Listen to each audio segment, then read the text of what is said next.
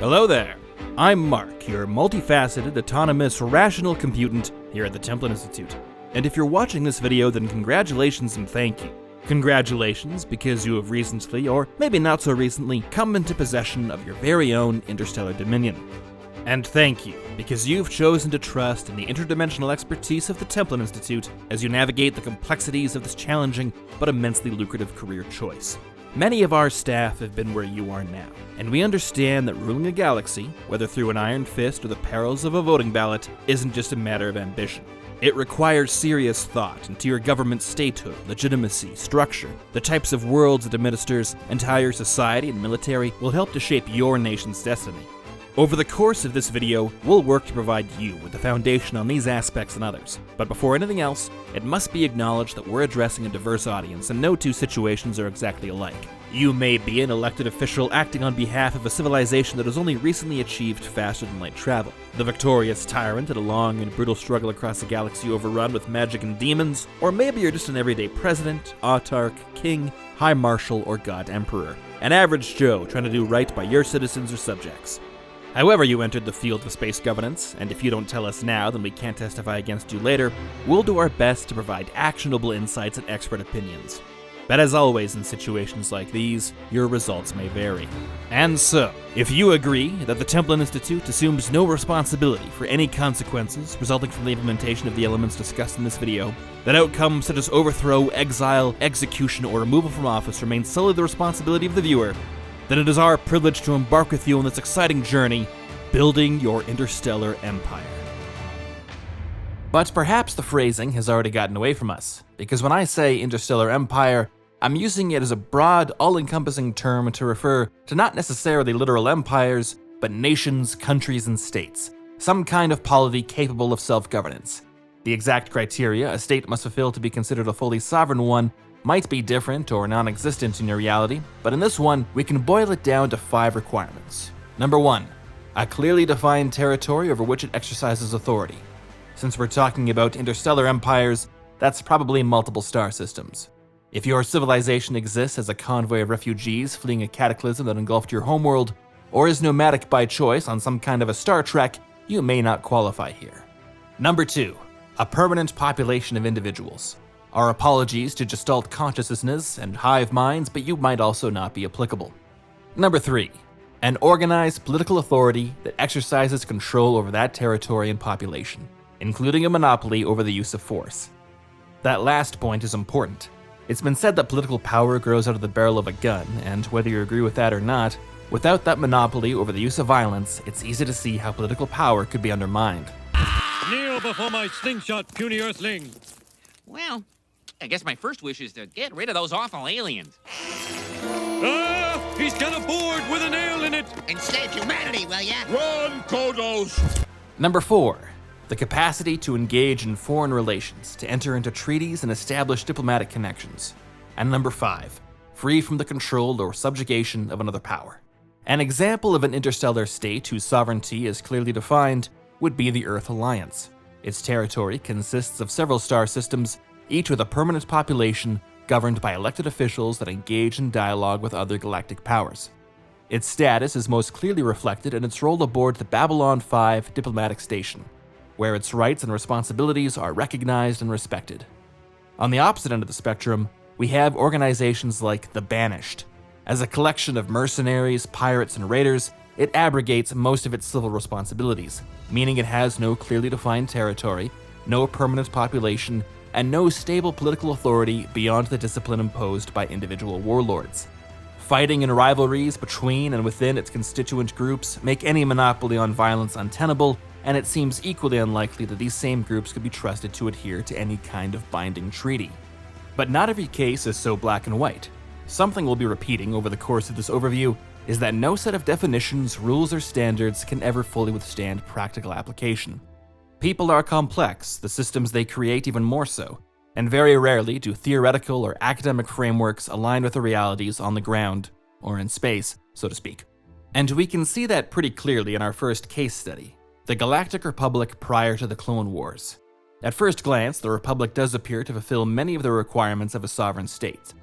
It has a clearly defined territory, a permanent population, an organized political authority, the capacity to engage in diplomacy, and is in no way the subject of some greater power working behind the scenes to usher in an era of darkness.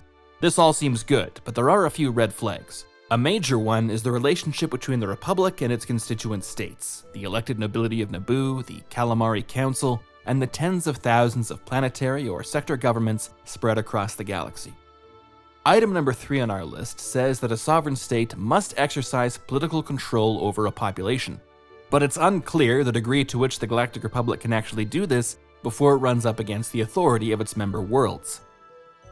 Clearly, the Republic must have had some power over local governments, if only because the Clone Wars proved that many star systems wanted to be free of it, but it remains unclear what this relationship actually looks like and what breaking it actually meant. In searching for extra context, one of the galaxy's most popular encyclopedias had this to say on the subject. All political entities in the Galactic Republic were fully sovereign, and thereby shared in the privileges and obligations that came with being part of the Republic.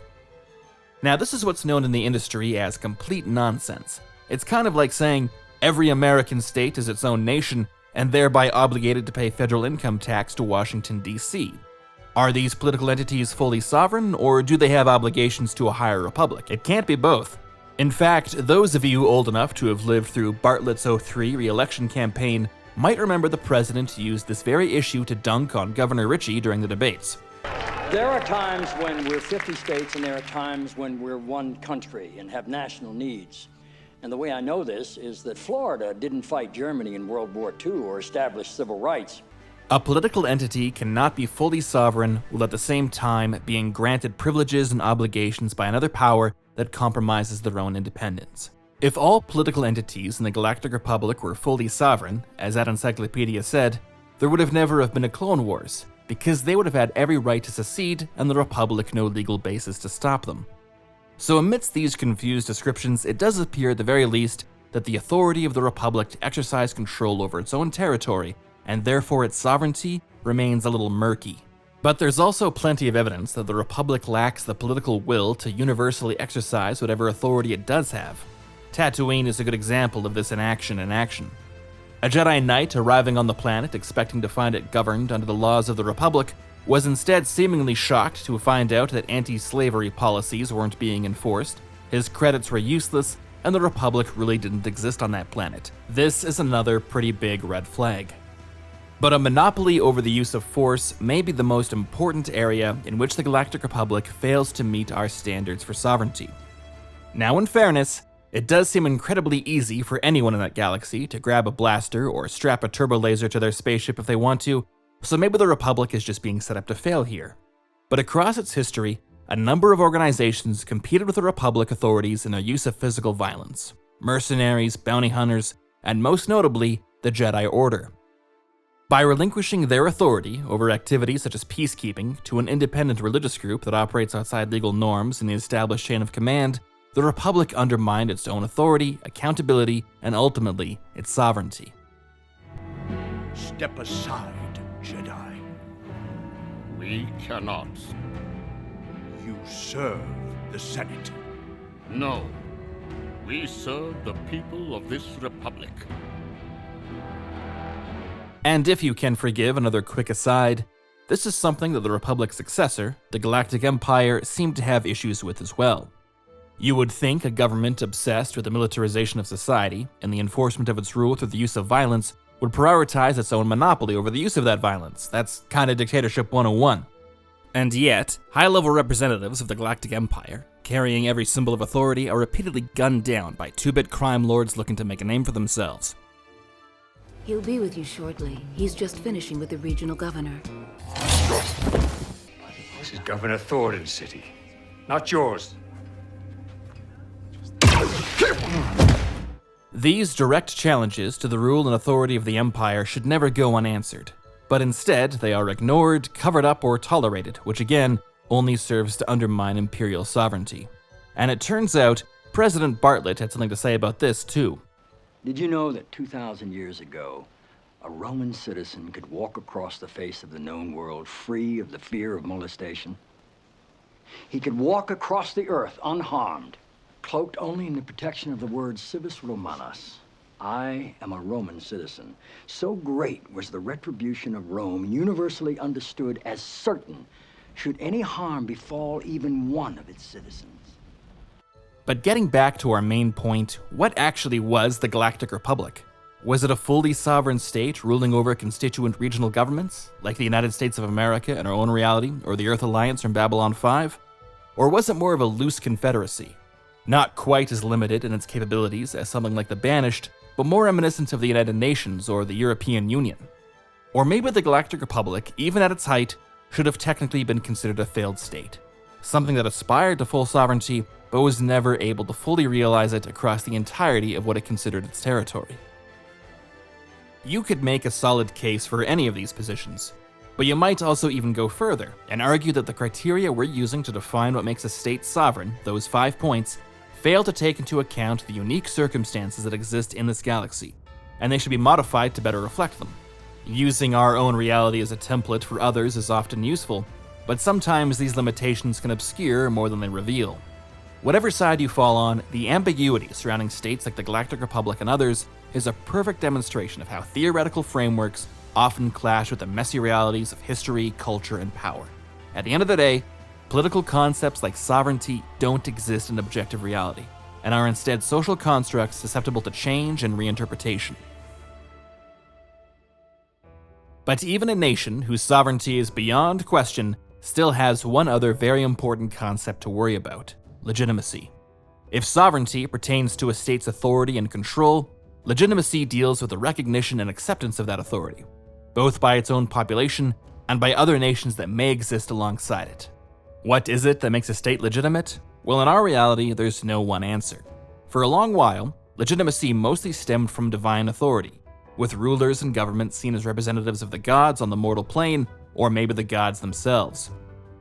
This was later challenged by ideas such as natural rights and social contracts, which argued the structure and laws of governments should reflect the public will. As the world grew more connected through the 20th and 21st centuries, the concept of legitimacy expanded to include international recognition through institutions like the United Nations and the respect for global norms. In short, if there's no extreme opposition to your government by your own people, and if the rest of the UN says you're cool, then you're legit to politic, baby! But if you'd like a more universal, morals-based philosophical approach when it comes to what makes a state legitimate, I can't help but agree with the ideas put forth by John Locke. Don't tell me what I can do! Don't tell me what I can...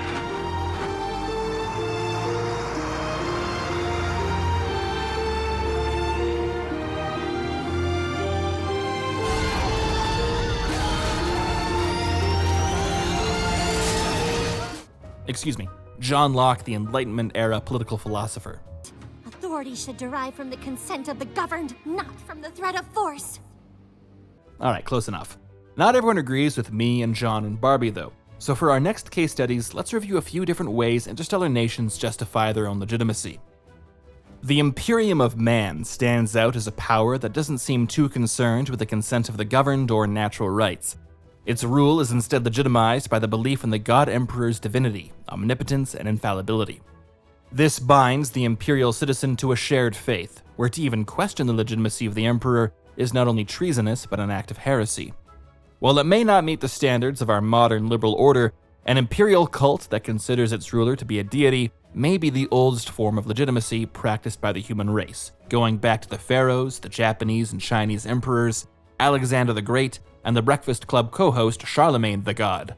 Sometimes the old ways work best, and because the Imperium keeps most of its citizens deliberately uneducated and punishes critical thinking, this narrative is unlikely to be challenged from within. And when faith in the Emperor can quite literally be used to generate miracles that kill aliens and demons, maybe that's for the best. The wider galaxy, meanwhile, doesn't exactly have a codified set of guidelines dictating the behavior of states. I can't imagine an Orc ambassador appearing at the Imperial Palace to critique human rights violations within Necromunda's underprivileged mutant class, and then using that critique as a subtle means of undermining the Imperium's legitimacy as a whole. The galaxy does not seem to be working that way.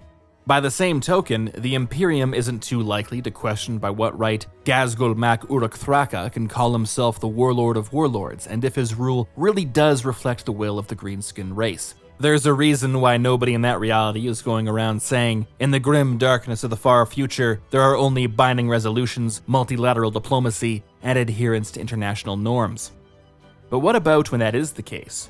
There are many other realities where those norms do exist, and the legitimacy of interstellar nations might be more susceptible to the opinions of foreign governments. The Romulan Star Empire is a good example of this. As one major power among several in the Alpha and Beta quadrants, the Romulans are forced to exist under an international system shaped by diplomacy, treaties, and the balance of power. And because a rival state, in this case the United Federation of Planets, has played a disproportionate role in shaping the nature of this system, the Romulans are at a bit of a disadvantage. They need to play by the Federation's rules. The Federation can very easily point to the mistreatment of the Reman minority and underclass, for example, as evidence that the Romulan state has failed to uphold the principles of justice and equality expected in an interstellar community. The Star Empire may not be entirely without recourse or rebuttal, but such is the diplomatic strength and influence of the Federation that the Romulans might just find it less of a hassle to address the issue rather than risk diplomatic isolation. Or maybe not. You can never really predict what the Romulans are going to do. But in this sort of environment, what makes a state legitimate in the eyes of others can be rather fluid. As much as we might like to believe that a government like the Federation will always hold its neighbors accountable to universal principles of peace and justice, most of the time it's simple pragmatism that tends to win out. When the Federation is in a position of strength, they might absolutely pressure the Romulans on its Reman rights abuses. But the second the Federation needs to rely on the Romulans for anything, I have to imagine that a lot of the harsh critiques previously leveled against their government will be quietly set aside. But you don't have to take my word for it. Isn't it interesting that as the Federation became increasingly desperate to win the Romulans as allies during the Dominion War, some long-standing embargoes were suddenly dropped? A glass of Romulan ale, Doctor? Thank you, Senator. The trading embargo has been officially lifted, if you were wondering. It hadn't crossed my mind, actually. To one of the many benefits of the Alliance. The lesson here is that if you're concerned your rule might be seen as illegitimate by foreign governments, there's no reason to panic. You have options. If you're a god emperor, perform a few miracles. If not, your citizens can be indoctrinated, and international critics might be less willing to speak up if they're reliant on your support. But never stop paying attention to the way the astropolitical winds are blowing, because as quickly as things can change to your benefit, the inverse is also true. For our final example, let's look at the Goa'uld Empire. By most definitions, this is about as illegitimate as a state can get. A race of parasites, Goa'uld forcibly take over the bodies and autonomy of their hosts, who then form a privileged ruling class that presides over an empire of slaves. John Locke and Barbie would be furious. But when Stargate Command first encountered them, the illegitimacy of their government didn't really matter much. The Goa'uld's technological supremacy and manipulation of religion ensured that internal dissent was limited to slave rebellions and never enough to threaten the greater empire.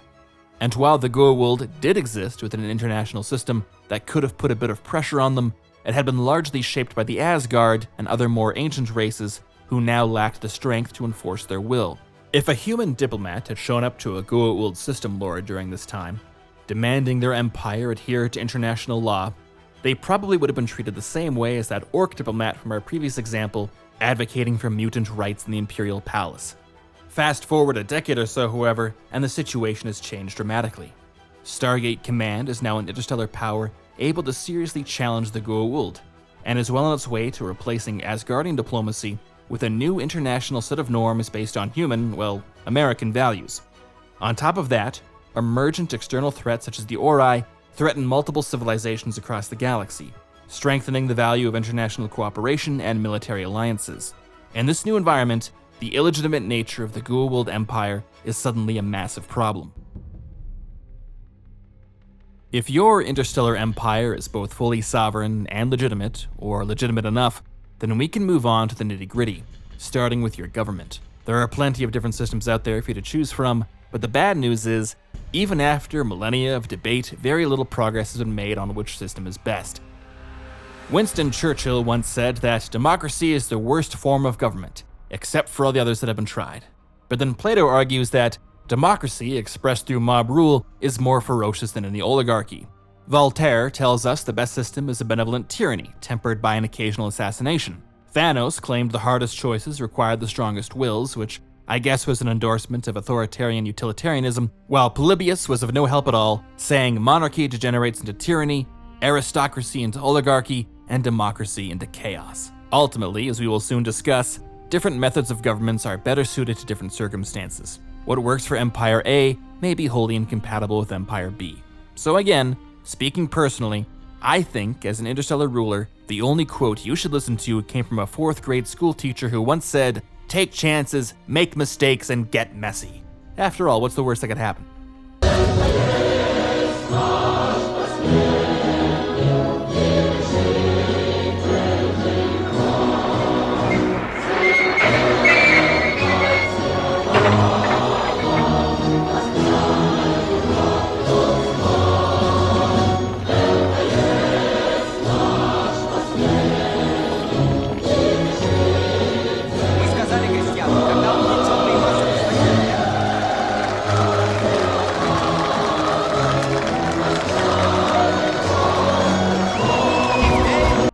Unfortunately, there are quite a few types of government out there. Everyone, it seems, has their own idea of how things ought to be run. Who knew?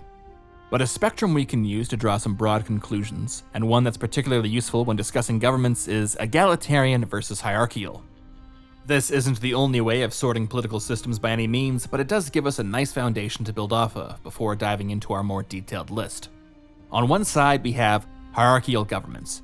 Its proponents would argue that society functions best and can achieve the most when roles are clearly defined. Authority is concentrated at the top, and obedience expected from below. This would include modern dictatorships, caste-based societies, with maybe something like an absolute monarchy or totalitarianism representing the extreme side of the spectrum. On the other hand, we have egalitarianism, whose core idea is that all people are fundamentally equal and deserve the same rights, opportunities, and influence. Here you have various democratic systems, with anarchist or communalist models that attempt to remove hierarchy altogether on the more radical end of the spectrum. Of course, a society in which a single leader has to make every decision for everyone would be just as dysfunctional as waiting for everyone to vote on everything, and so most governments tend to be somewhere in the middle. There will always be many other factors at play, so making any overarching statement can be dangerous here. But generally, the advantages of a government on the more hierarchical end of the spectrum is that there is the potential for much faster decision-making. In emergencies or conflicts, dictatorships and other autocratic states may be able to much more swiftly implement drastic, far-reaching policies. Mega projects, empire building, and rapid industrialization are also easier to achieve for the same reason. Hierarchical governments also function well in more militaristic or bureaucratic systems. Stability creates paths for predictable advancement and helps to groom an inner circle or societal elites whose interests are tied to that system's success. In Geneva, the Federal Council convenes. We must meet the threat with our valor, our blood, indeed with our very lives, to ensure that human civilization, not insect, dominates this galaxy now and always. But this is also where the major disadvantages come into play.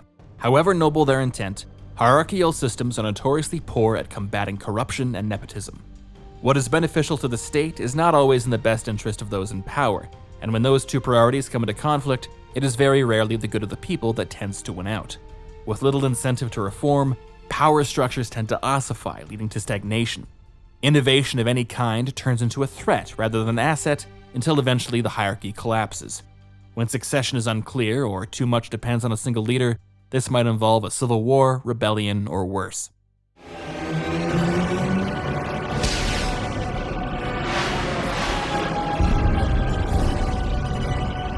This is how you get the Senate to accept you? The Senate will beg me to forgive them, right after you do. But I know what you're thinking. What about using fear to keep the local systems in line?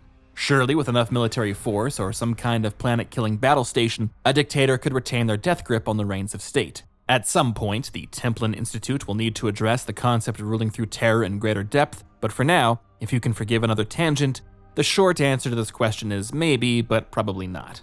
What this idea really boils down to is our old friend, the monopoly over the use of force, which, as you may recall, was one of the main requirements of any sovereign state. While it may be tempting to abuse this power to retain control, doing so effectively destroys the conceit that the state exists with the consent of the governed. Once fear and the threat of force becomes a primary tool, there goes any legitimacy the system might once have had. Not to mention that fear, as it turns out, is a pretty poor motivator, at least in the long term. It's unstable, creating compliance, not loyalty. It encourages deception, in which both citizens and officials must lie to survive. It destroys initiative, as failure often means punishment, and above all, repression breeds rebellion. Wolverines! You can see all of this play out in maybe the most famous example of ruling through fear, the Tarkin Doctrine. Now, the Templin Institute has discussed the political philosophy of Wilhelm Tarkin before, and there are any number of examples we could use to discredit it.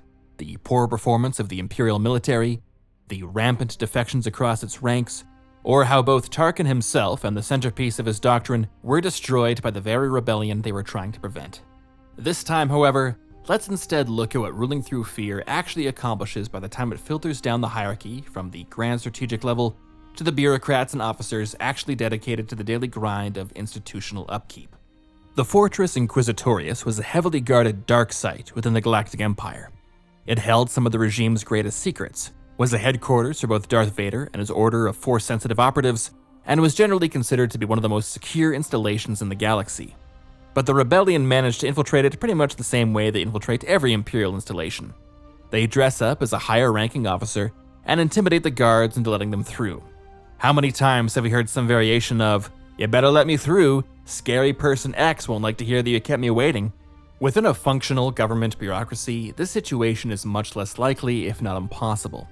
And it all comes down to one of the most fundamental concepts necessary for any kind of organization to fulfill its mandate effectively. A concept perhaps best explained as, do not confuse rank with authority. The idea here is that authority does not resonate outwards from the insignia on a uniform, but is contextual.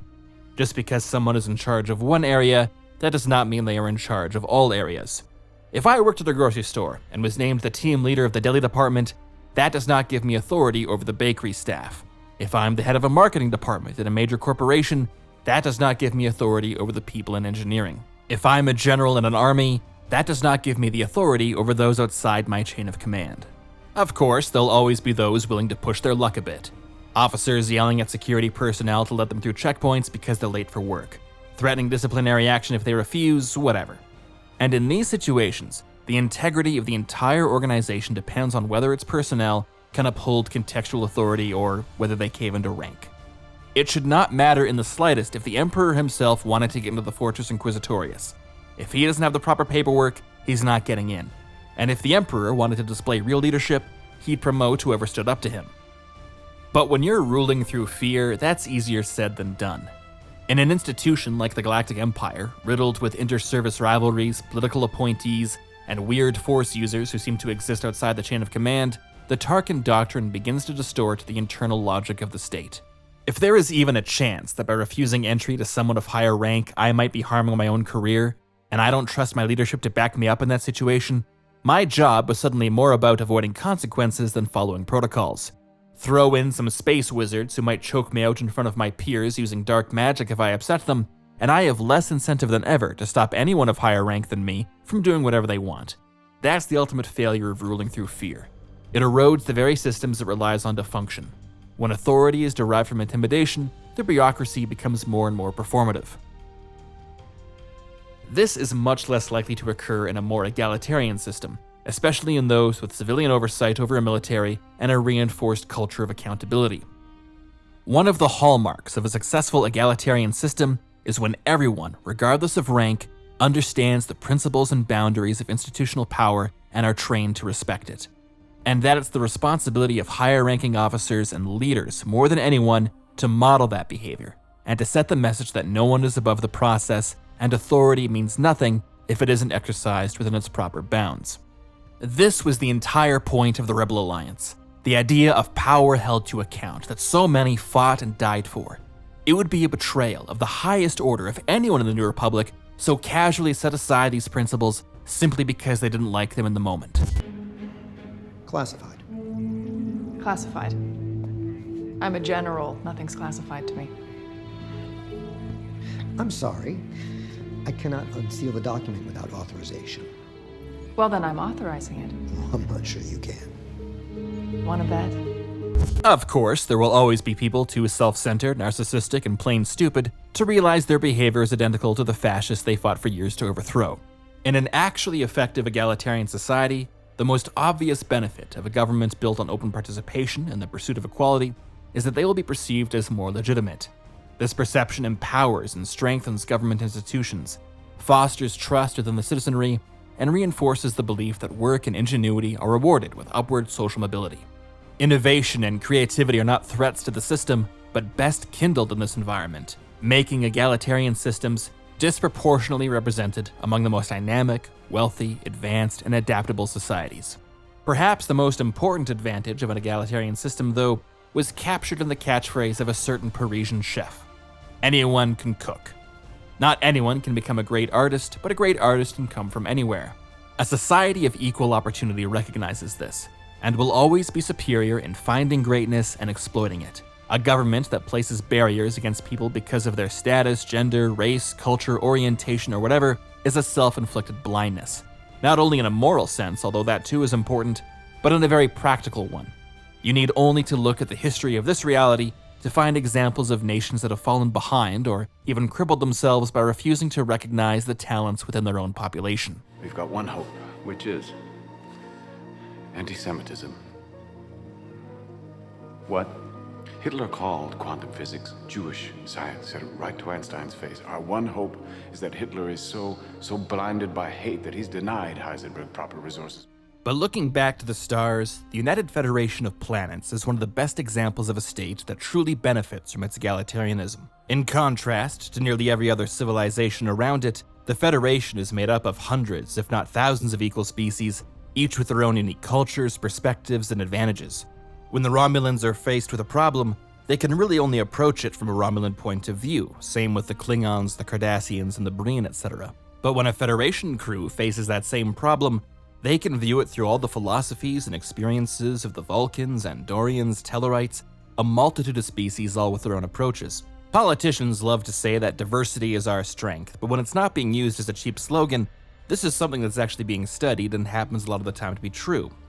In many situations, especially those that require complex problem solving, diversity is just as important as intelligence, and sometimes even more so. Not every civilization is composed of hundreds of different species, but if you can create a team of people just with different skill sets, educational backgrounds, and with demographic diversity, then when compared to a more homogeneous group, their solutions tend to be more creative, more effective, and more innovative.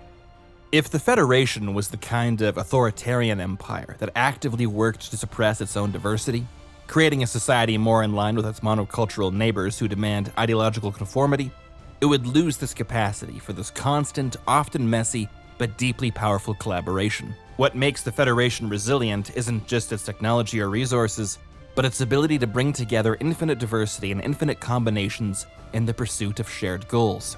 Imagine for the moment an oppressive, militarized, tyrannical version of the Federation in some alternate reality. When faced with a challenge like the Borg Collective, something that can't be overcome by brute force alone, the fragility of authoritarian systems masquerading as all-powerful would be revealed. Its armies and starships would be meaningless, because Borg countermeasures always require an approach that's more nuanced, flexible, and multifaceted. Ironically, the only possible fate of this hypothetical, hyper-militarized tyrannical federation would be assimilation, because its government worked to suppress the exact same thing the collective wants to destroy: individuality.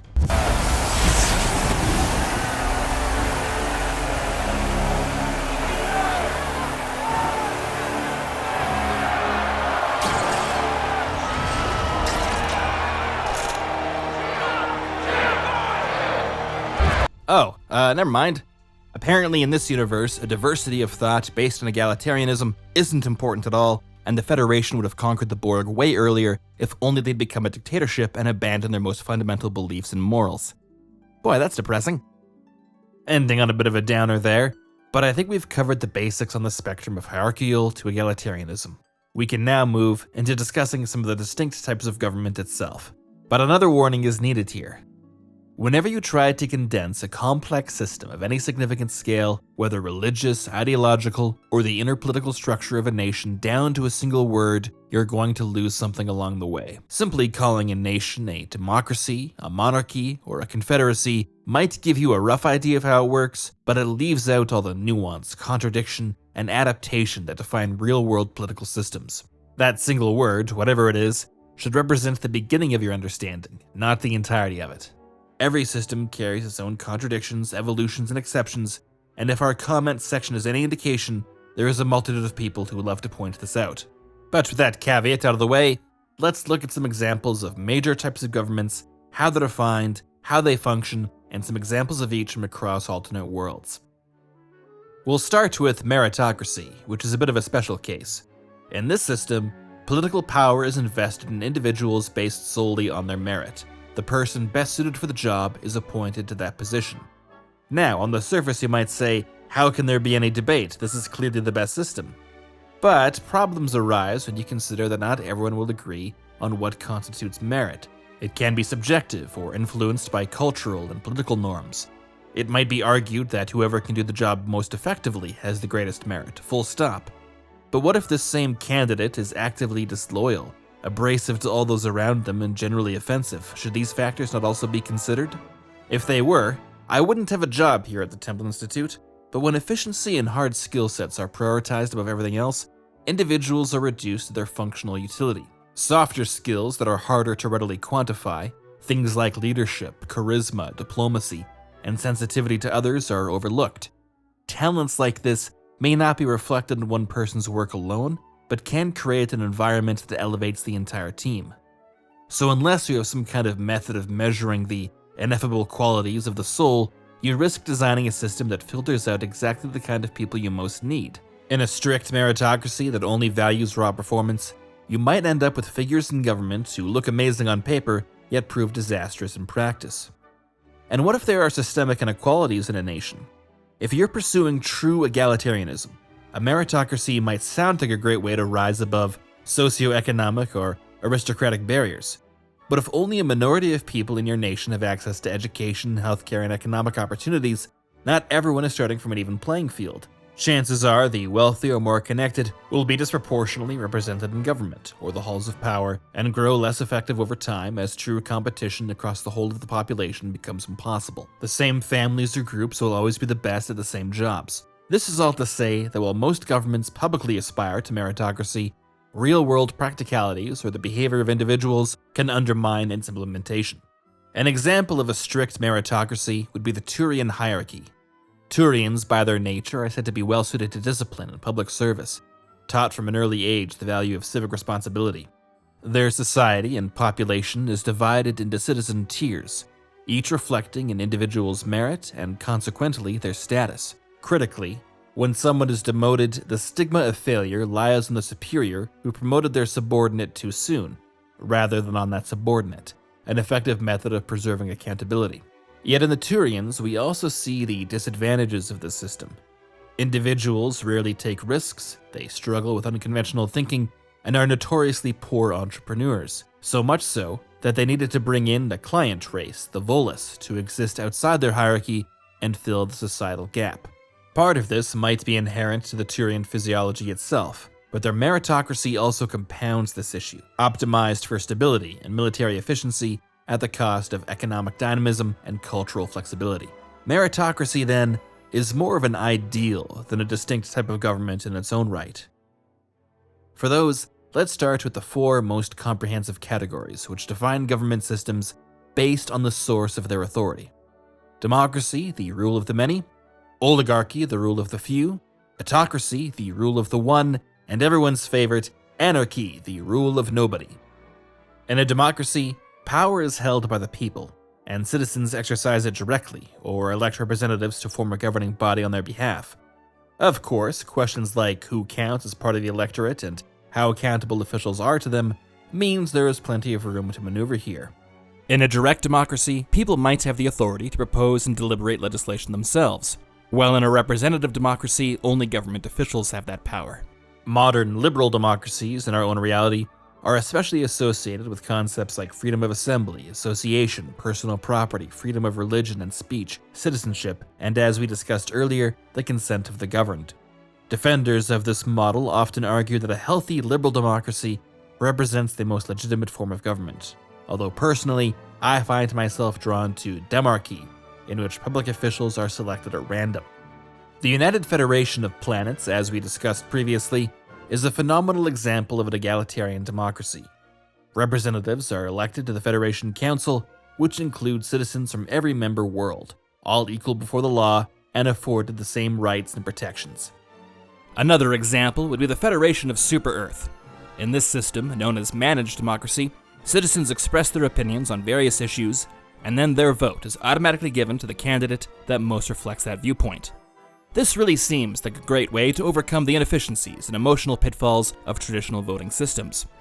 When it comes to Super-Earth though, some people might argue that by hiding the mechanisms of democracy within an algorithm, you're actually severing the citizen from the political process, that the public loses its visibility and authorship, creating a system where the consent of the governed is algorithmically inferred rather than consciously given, and through that subtle shift, imperceptible to most people, the democratic process is doomed to become ritualized, mechanical, and ultimately meaningless.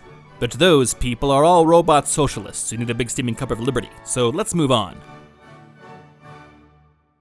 In an oligarchy, power is concentrated in the hands of a small group of elites within the wider populace. Why this specific group? Could be for any number of reasons.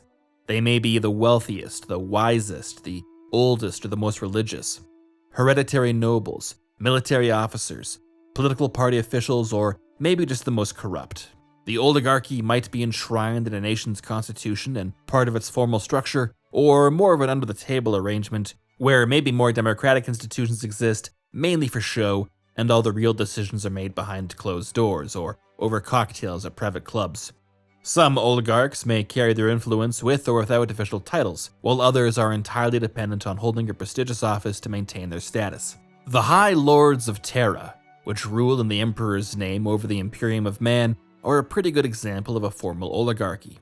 Technically, the Emperor of Mankind is the head of state and head of government, but having been indisposed for the last 10,000 years, it is in these dozen or so High Lords that power truly lies. They answer to no one but each other, and collectively drive the governance of the Imperium.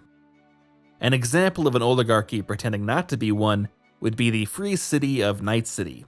Officially, the office of the mayor and the city council run the government and are elected democratically. But the reality is that major corporations like Zetatech, Biotechnica, Petrochem, and Arasaka hold far more power. They fund campaigns, dictate policy, and even maintain private armies or police services that are far larger and better equipped than anything the mayor's office could muster. These examples make for an interesting contrast. Every member of the High Lords is, by necessity, a formidable person in their own right, and likely amassed a great deal of personal wealth and influence before attaining this position, but with a few exceptions, their power derives from the title and office. Dismissal from the High Lords, assuming the individual survives the process, means the end of their higher political power and likely the erasure of whatever wealth and influence they possessed. The corporate oligarchs of Night City, meanwhile, derive their power entirely from their wealth. They can retain it independently of any political title they may hold, and may not even need a political title at all. In an autocracy, political power is held by a single person, an autocrat. Similar to an oligarchy, this can take multiple forms, from a king or emperor to a military despot, ideological leaders, messianic figures, tyrants, and all their multitudes. In most cases, where the main goal of the state is to maintain political power and suppress dissent, these regimes are considered authoritarian. They may allow limited freedoms, private enterprise, or even elections, so long as none seriously threaten the regime's grip on power. In some cases, though, and especially in ideological states, a totalitarian regime might exist that not only seeks to maintain control, but desires to transform society and the behavior of everyone within it. Here, simple subservience is not enough, as the regime works to create a new kind of citizen, molded to its own ideology and unable to conceive of any alternative. The Terran Dominion, under Arcturus Mensk, is a classic authoritarian autocracy. It's a self-described imperial monarchy, headed by an emperor who exercises near total power. There's no real constraints on what the state is able to do, but so long as you're not a critic of the regime, you'll probably be allowed to live in peace, at least until the Zerg arrive. A totalitarian example would be the Helghast nation, whose ideological foundations are built on the notion of Helgan supremacy. It isn't enough for this government to merely rule over its populace without limits or accountability. It also worked to instill a militarized, fascist, and racial worldview as part of a broader societal radicalization necessary for total war. Which might be a good argument for the last type of government in this list. Anarchy. Under this system, nobody has power. Or rather, power is so decentralized and fluid that no single authority or formal institution can claim a monopoly over it. Anarchy is often described as chaos, but in political theory, it can range from lawless disorder to a deliberately stateless society built on mutual aid, voluntary association, or local governance. The Outer Rim territories exist mainly in a state of anarchy, despite, as we discussed, attempts by the Galactic Republic and later the Empire to maintain control over them. Local warlords, cartels, and independent settlements tend to govern themselves or fight one another for that right. A softer, more individualistic approach to anarchy might be found in the former worlds of the independent planets. Even after the Brown Coats were crushed and the Alliance took control, isolated planets and smaller communities could exist beyond the reach of the central government, and relied on more informal systems for justice and trade. And we'll stay out of his way as best we can from here on in. You explain that's best for everyone, okay? Keep the money. Use it to buy a funeral. It doesn't matter where you go or how far you fly. I will hunt you down, and the last thing you see will be my blade. Darn.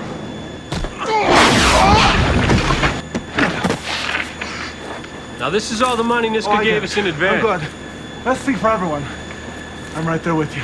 Democracy, oligarchy, autocracy, and anarchy constitute the four principal philosophies regarding the source of political authority. Now we can begin to look at the variety of the structures that can exist within that authority.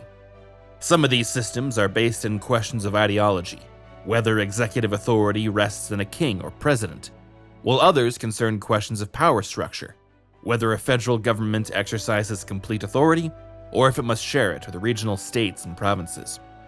Let's start with monarchies. In these political systems, a single person reigns as head of state for life or until abdication. Succession is often hereditary, leading to royal dynasties, though monarchs can be both elected or self-proclaimed. The amount of executive power wielded by a monarch can vary considerably.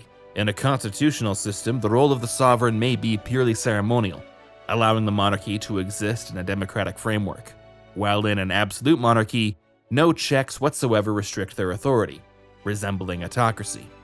At times, the sovereign may be a political puppet or too young to rule directly, in which case aristocrats govern through them, blending monarchy with oligarchic elements.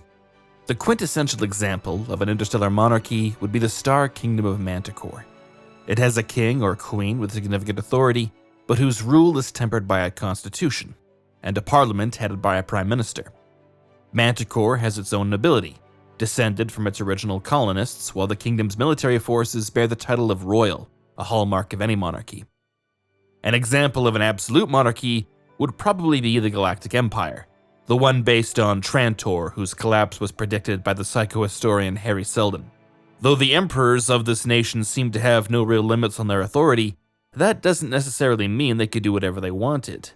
Even in an absolutist system, there might be other bases of power to navigate around, in this case, Luminism, one of the galaxy's major religions with its own powerful figures. Now, both the Templin Institute and me personally have made no secret of our disdain for monarchies. As someone who lives in one, this is especially annoying. Here's what I'm trying to get at. I'm from Canada. We got a queen. She lives in England. Right? I swear to God, I could get 2 or 3 dozen buddies of mine. We could go over to Buckingham Palace takeover. I would totally do that with you. It's an old bag in a castle. A more in-depth investigation into why exactly we detest monarchies will need to wait, but I'll leave it at this. A successful interstellar society requires a technologically sophisticated and educated populace, exactly the sort of people who tend to begin to question ideas of divine rule, hereditary nobility, feudal obligations, and all the trappings of that system. Liberty is not built on the doctrine that a few nobles have a right to inherit the earth. No! No! It stands on this principle that the meanest and lowest of the people are, by the unalterable, indefeasible laws of God and nature, as well entitled to the benefit of the air to breathe, light to see, food to eat, and clothes to wear as the nobles or the king. A mostly symbolic monarchy constrained by a constitution. I don't like it, I don't agree with it, but I can accept it. A weak, rotting, and corrupt interstellar feudal system, something like the Imperium or Goa'uld, where the weaknesses of this approach are readily apparent, I can accept that too. Where I draw the line, however, is when feudalistic, hereditary monarchies are presented as efficient, enduring, or even ideal forms of government in an interstellar context. I can't say this would be untrue in every reality, but in this one at least, the disadvantages of a monarchy are too readily apparent. This brings us to the structure that made monarchies mostly obsolete, at least in this reality: republics.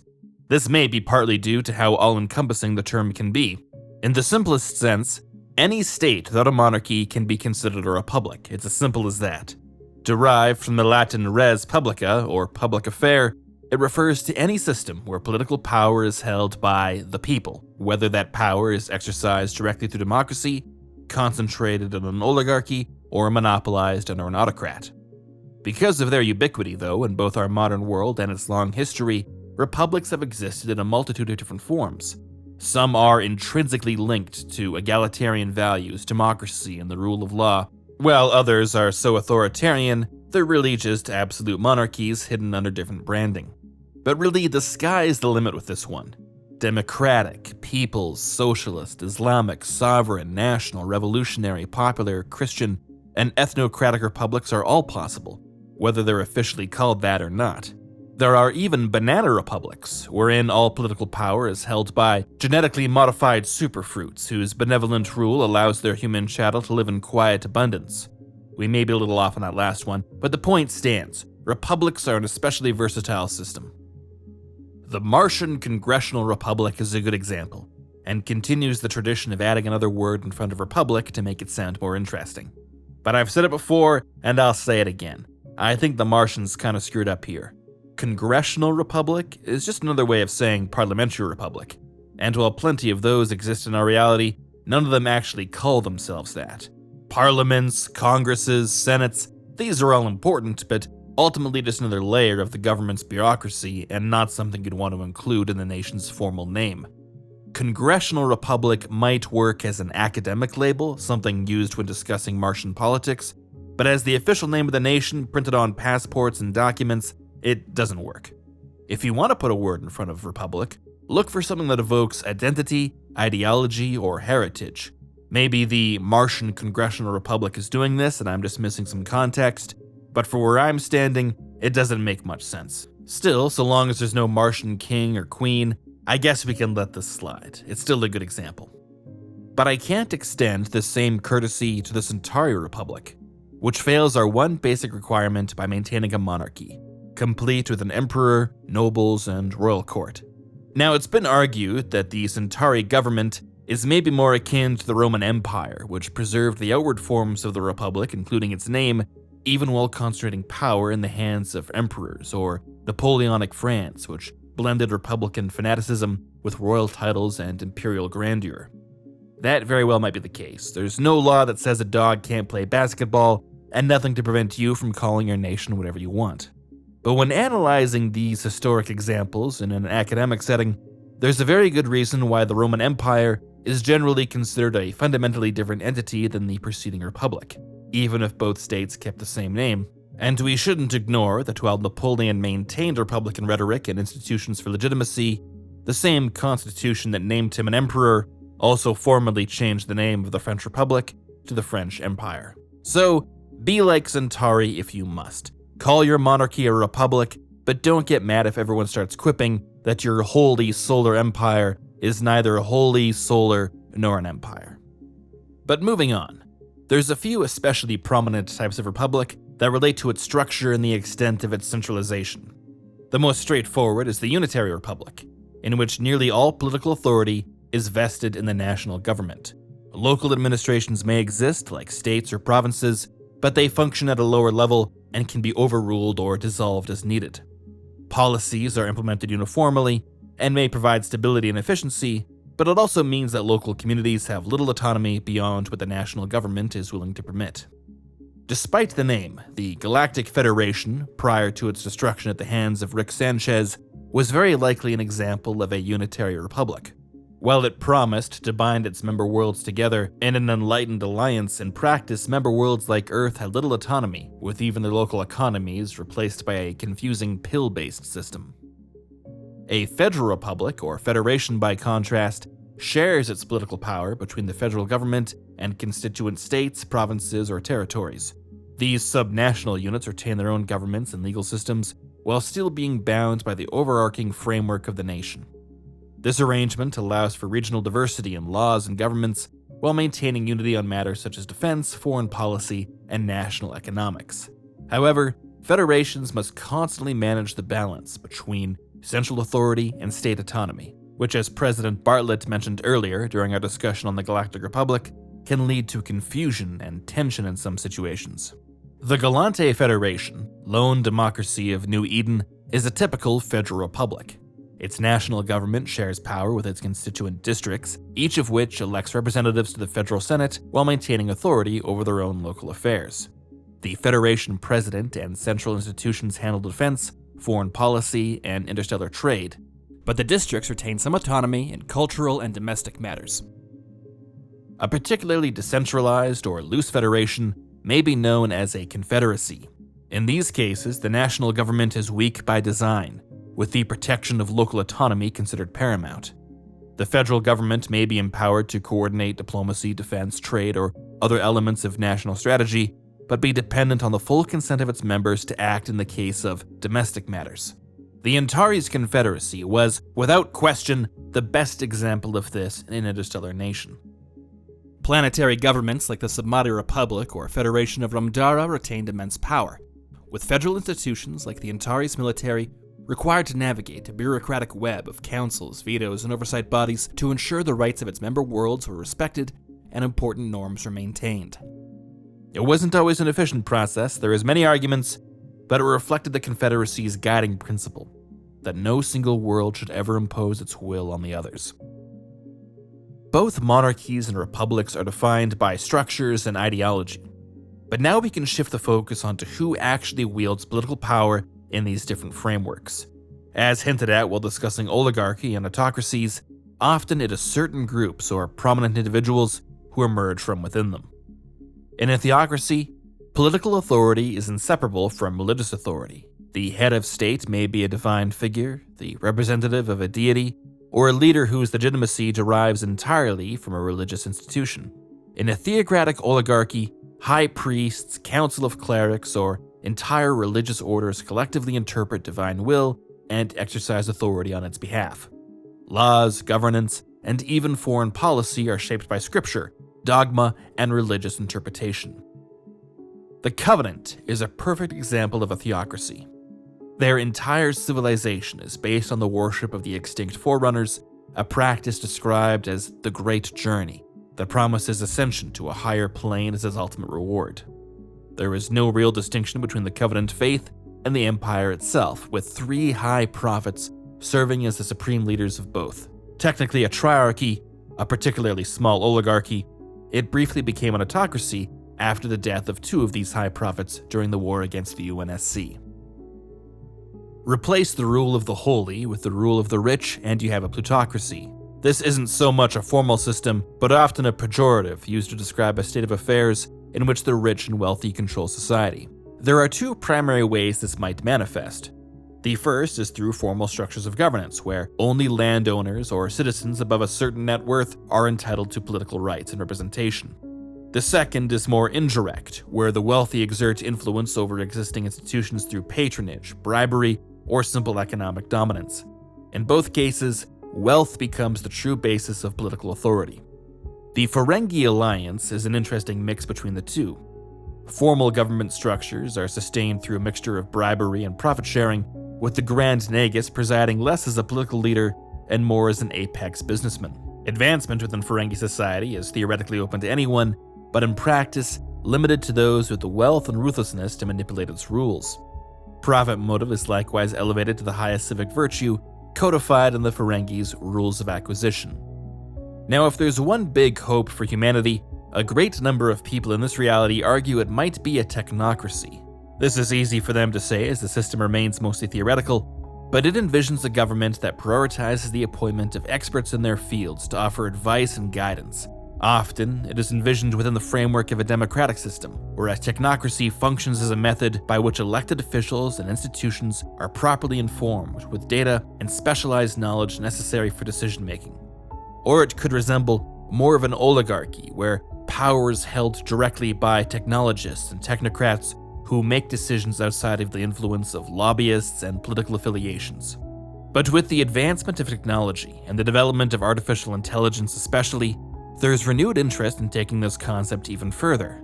Cyberocracy, Algorocracy, AI-tocracy. The name's still a work in progress, but it might be seen as an evolution of the technocracy concept reworked to remove human involvement entirely. Government would be handled by algorithm through some kind of advanced civic AI able to generate innovative solutions divorced from politics.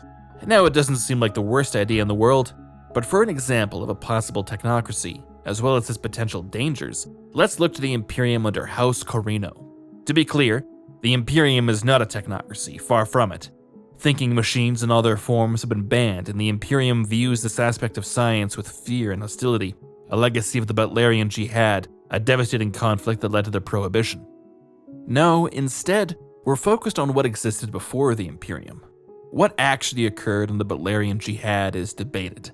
Modern scholars tend to believe that humanity developed some sort of sentient artificial intelligence that eventually declared war on humanity and needed to be destroyed.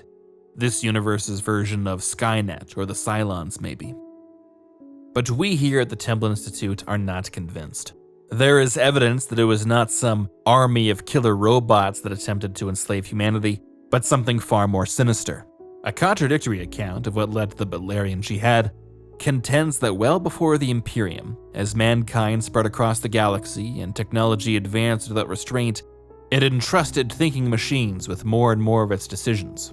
Perhaps this era of human civilization truly represented a functioning technocracy as we've described it. But with countless billions reliant on advanced technology, many soon lost the ability to function without it, offloading more and more of their mental labor until the simplest decisions and even their own opinions were decided by these thinking machines. The few who created and controlled this technology emerged as a new technocratic ruling class. They ruled over not just human worlds, but over human thought, which had been quietly surrendered to the very systems meant to serve it. Armies of machines were not necessary to dominate humanity. It had already abdicated its freedom by yielding its judgment itself. Could this be the truth behind the jihad? Did the Corrino Imperium emerge out of the ashes of a fallen technocracy? All the mentats employed by the Templin Institute keep going insane, so we can't say for certain, but it's an interesting peril to consider when discussing the virtues of technocracy. Nearing the end of our list, we arrive at Stratocracy, a state ruled by its military. Unlike a military dictatorship in which a single autocrat might rely on the military for political support, in a Stratocracy, the armed forces themselves are the government. Civilian and military spheres are indistinguishable, with political authority derived directly from service and command rather than from law, election, or tradition.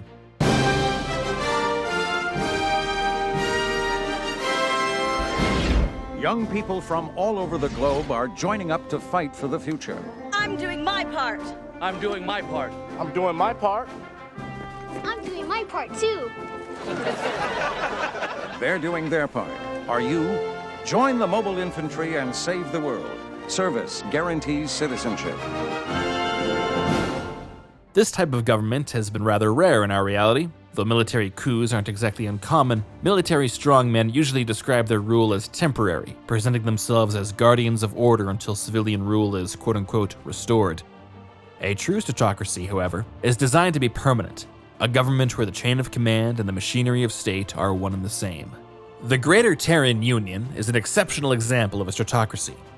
Born from the ashes of a devastating alien invasion, the international military coalition that achieved victory formed the basis of a new world government, with service in the military or other forms of national service a prerequisite for social mobility and political participation.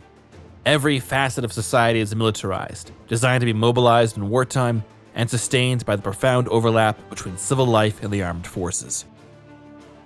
Finally, the eponymous Interstellar Empire. Now this is another tricky one because empire isn't so much a distinct form of government. The term doesn't describe how leaders are chosen, how laws are made, or how the apparatus of state is organized. There might be an emperor, or there might not. It can be a monarchy, a dictatorship, or really anything. What empire describes instead is the distinct hierarchy between a dominant imperial core and a subordinate outer periphery. The core possesses the majority of the state's wealth and political power, while the periphery, lacking any real autonomy, is compelled to follow. As a consequence, empires tend to lose legitimacy the further into the frontier you go, until some form of garrison force is required to keep the whole thing together. Dr. Sarah Payne divides empires into two main categories, and a good rule of thumb is to always listen to whatever the William S. Sims University Professor of History and Grand Strategy at the U.S. Naval War College says. That she was also awarded a title honoring our main man, the Ernest Joseph King Chief of Naval Operations, United States Navy Professor of Maritime History, is just a bonus. The first type of empire, according to the King Professor, has a continental mindset. It's a land power and seeks to expand its borders until it can find easily defensible choke points, whether that's a mountain range, a major river, an ocean, anything that can prevent a giant army from marching directly into your empire. The second type is a maritime mindset. It has easy access to the sea, and consequently, it doesn't need to conquer territory contiguously. It can deploy its fleet and instead sees only the most critical nodes in global supply chains or transit routes. How each of these mindsets will evolve to fit an interstellar empire will depend quite heavily on factors like technology and the nature of space travel.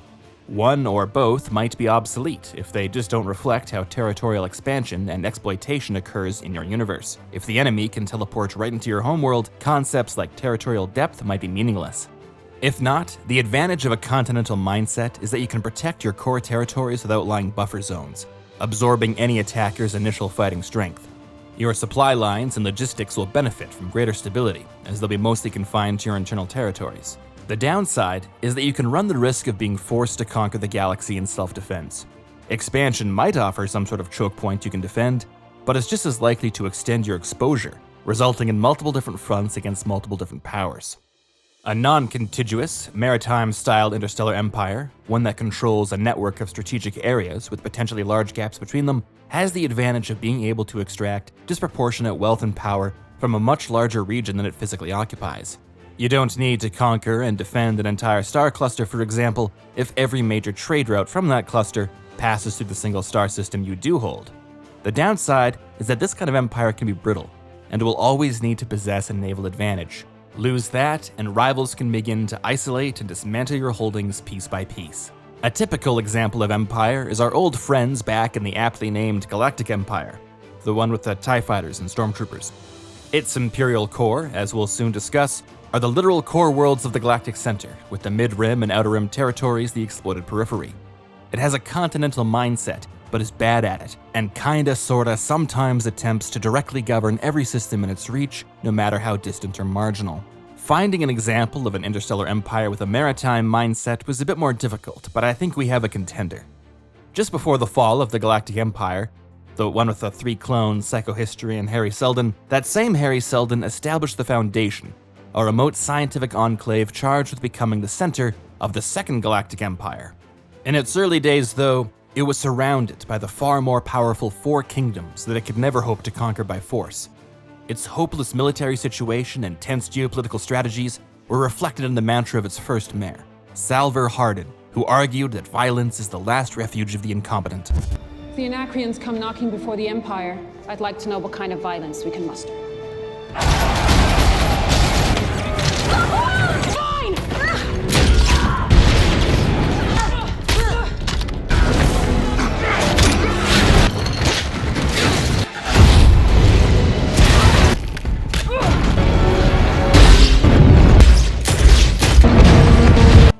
Okay, sorry, just to be clear, I'm talking about the actual Foundation, not whatever bullshit this is. The real Foundation had to delicately exploit the nuances of geopolitics and interstellar society in order to survive and expand. It built an empire of dependency, First through a tech-based religion that spread through the Four Kingdoms and ensured Foundation priests would be in charge of all their critical infrastructure. Then through carefully managed trade that ensured each of its neighbors would always be dependent on Foundation exports. This religious and economic influence was later enough for the Foundation to peacefully annex the Four Kingdoms entirely. When the British built their maritime empire, they didn't conquer all of Spain, just Gibraltar. Not all of the South China Sea, just Singapore. The Foundation did essentially the same thing, and it gives us an idea of how the concept of empire might evolve in an interstellar state. Maybe you don't need to control all the planetary systems around you directly, but instead just all the churches and power plants. As we've tried to reinforce throughout this section on political systems, there can be subtle or extreme differences between how a government is supposed to work on paper and how it's actually implemented in the real world. So let's end this list with a quick speed round of systems that you probably shouldn't aspire to, but that might become the reality if corruption, demagoguery, or fear-mongering grow widespread enough. Bankocracy, rule by the banks. Through their excessive power or influence, financial institutions are able to dictate public policy. Corporatocracy, company rule. Either corporate interests have overtaken legitimate power structures, or they've become them, with no citizens in a country, just employees. Megacorp fans, this is your stop. Kakistocracy, rule of the worst. The least qualified, most unscrupulous people form the government. Every country in our reality is one of these, according to the comments section. Nepotocracy, rule of the nepo babies. The government is formed through the favoritism offered to relatives of those already in power. Kleptocracy, rule of the thieves. The main purpose of a government is to generate wealth for its office holders at the expense of the wider population. And finally, mobocracy, rule of the mob. Legitimate authority is intimidated and influenced by masses of people who favor passion over reason. It's easy to see how corruption like this could take root in any number of government types we've discussed so far. Even the most healthy democracy or powerful dictatorship is a living system, and over time, these structures can easily mutate into something unrecognizable. The influence of commerce, wealth, and money, however, is definitely a pivotal factor and leads us to our next section, the economy. Now, if our accounting department is to be believed, economics is not a strong suit of the Templin Institute. But when discussing interstellar empires across alternate worlds, this isn't a huge disadvantage because there are very few overarching generalizations we can make anyways. In some cases, economics, markets, and trade function much as they do in our reality, while in others they are completely impenetrable to any modern understanding. Come on, Knock. No, why not? It's my money, Jake. If you want to bid at the auction, use your own money. I'm human. I don't have any money. It's not my fault your species decided to abandon currency-based economics in favor of some philosophy of self-enhancement. Hey, watch it. There's nothing wrong with our philosophy. We work to better ourselves and the rest of humanity. What does that mean exactly? It means we don't need money. It also doesn't help that economic models in our own reality are burdened with plenty of cultural and ideological baggage, making it difficult to discuss them in a vacuum. So instead, let's use another broad spectrum for how economics might function. Extractive versus inclusive. In an extractive economy, wealth is concentrated in a small group of people who control key economic institutions in ways that protect their own interests. These elites often maintain power by restricting access to resources, markets, and opportunities for the wider population, ensuring that economic gains flow disproportionately to themselves. An inclusive economy is the opposite. They encourage broad participation in economic activity by ensuring fair access to the systems and institutions that drive growth. Rules are transparent, competition is open, and success is more strongly tied to merit and innovation. If this seems familiar to the authoritarian versus egalitarian framework we use to discuss political systems, that's because the two often overlap. Authoritarian states frequently adopt extractive economic models to reinforce their control, while more egalitarian societies tend to favor inclusivity in order to sustain broad legitimacy. That said, the relationship isn't absolute. Simple pragmatism might drive authoritarian governments to implement inclusive economic policies, while democracies are not immune to drifting towards a more extractive model if power becomes concentrated among a more narrow elite. The advantages and disadvantages of these systems should therefore sound rather familiar. Extractive economies, by their very nature, extract resources from the many for the benefit of a few. This in turn limits access to education, markets, or property, which hinders economic development and perpetuates poverty and inequality. The rapid mobilization of capital is possible, and low-cost labor can sometimes drive short-term rapid growth, but stagnancy tends to set in over time. Inclusive economies support mobility, reduce inequality, and create a reliable engine for long-term growth that benefits a wider segment of society. Domestic demands for goods and services are strengthened, the economy becomes more resilient to foreign shocks, and innovation and entrepreneurship is fostered on a larger scale. For a stark example of extractive versus inclusive models in this reality, we only need to look at the Korean Peninsula from space. But the extreme disparity in economic growth between the North and South is also a reminder of how institutions matter a lot more than ideology.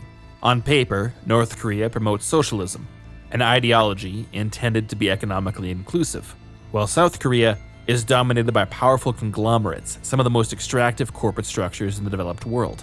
In practice, North Korea's system is as extractive as it can get, with production controlled by a ruling class and all wealth concentrated in the political elite, while South Korea, despite the immense influence of local megacorporations, possesses at least an institutional framework that allows for social mobility, fosters innovation, and creates opportunities for a wider segment of the population. Now, South Korea was never a utopian bastion of economic inclusivity, and its gradual move to a more extractive system is its own discussion. But at the very least, this explains why the two countries look very different from orbit at a glance. An interstellar example of an extractive economy would be something like the Universal Union, or Combine as they are better known. What their internal economic system actually looks like is beyond our ability to determine, but from a human perspective, Earth's resources are stripped mined, its industries repurposed, and its population reduced to a labor and police force with no real agency. The United Federation of Planets is the complete opposite, a post-scarcity, inclusive economy where everyone, regardless of any other considerations, are granted the same access to resources, opportunities, and the means to work to better themselves and the rest of humanity. So now we arrive at planetary development, the different types of worlds you may administer in your interstellar empire, how they might impact your government and society, and whether some sort of macro-level specialization makes sense. But planetary development is another area in which the level of technology available to you will make a huge difference. If traveling to a different star system is as easy as walking through a transporter beam, the location of production, resources, or population centers matters far less than they might to a society reliant on starships that might take days, months, or years to cover that same distance. So as we cover each type of world your interstellar empire may possess, rather than describing them in binary terms like practical or not practical, realistic or unrealistic, we'll instead try to indicate at what level of technological sophistication they may become feasible, and other considerations that might be warranted. Let's start at the center of your empire, throne worlds. Now this is just a cool way of describing your nation's capital. Given that the very first requirement of any interstellar empire is more than one colonized world or star system, this basic concept makes perfect sense regardless of how technologically sophisticated or vast your empire might be. You have two worlds, one of them's a throne world, one of them's a colony. But there's a few different ways you can go with it. The first assumes that your capital is also your homeworld, and that your interstellar empire is a network of colonies extending outwards from this point. If this is the case, though, then the concept of a throne world should probably remain mostly symbolic. Chances are your interstellar empire grew out of a terrestrial empire, in which case you already have a capital city with most or all of your political institutions concentrated within it. The idea that as soon as your civilization becomes interstellar, an entire world is elevated to capital status just doesn't make sense to me. Your citizens might feel kind of stupid saying they live in the capital if all the actual capital stuff is happening on the other side of the planet. United Nations Space Command and the United Earth Government took this to heart. Their capital isn't just Earth, but Sydney, Australia. Other important institutions might be present elsewhere on the planet, but the UNSC has recognized the inherent efficiency of having all your political institutions within walking distance, a single city. But maybe your interstellar empire is so vast or inefficient or both that it really does require an entire throne world dedicated purely to its governance and administration. Personally, I see this as a bit of a failure. Managing trillions of citizens is never going to be simple, but if you need an entire planet of bureaucrats to do it, I think something has gone wrong somewhere. Holy Terra, capital of the Imperium of Man, is the perfect example of this sprawling throne world concept. The Imperial Palace itself is a continent-sized complex and might be considered a capital city of sorts, but the remainder of Terra is just as fully dedicated to the Imperium's administration, with headquarters and temples housing the leadership of nearly every major Imperial organization. The final major approach to the throne world concept imagines a planet or moon or whatever purposely selected to fulfill this role.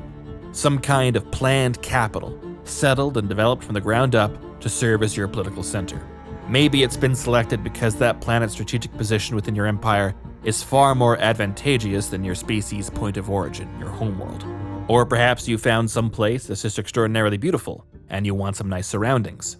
In these cases, your throne world becomes rather unique, a center of political power, but not necessarily an important world in the Empire by economic, industrial, or demographic standards.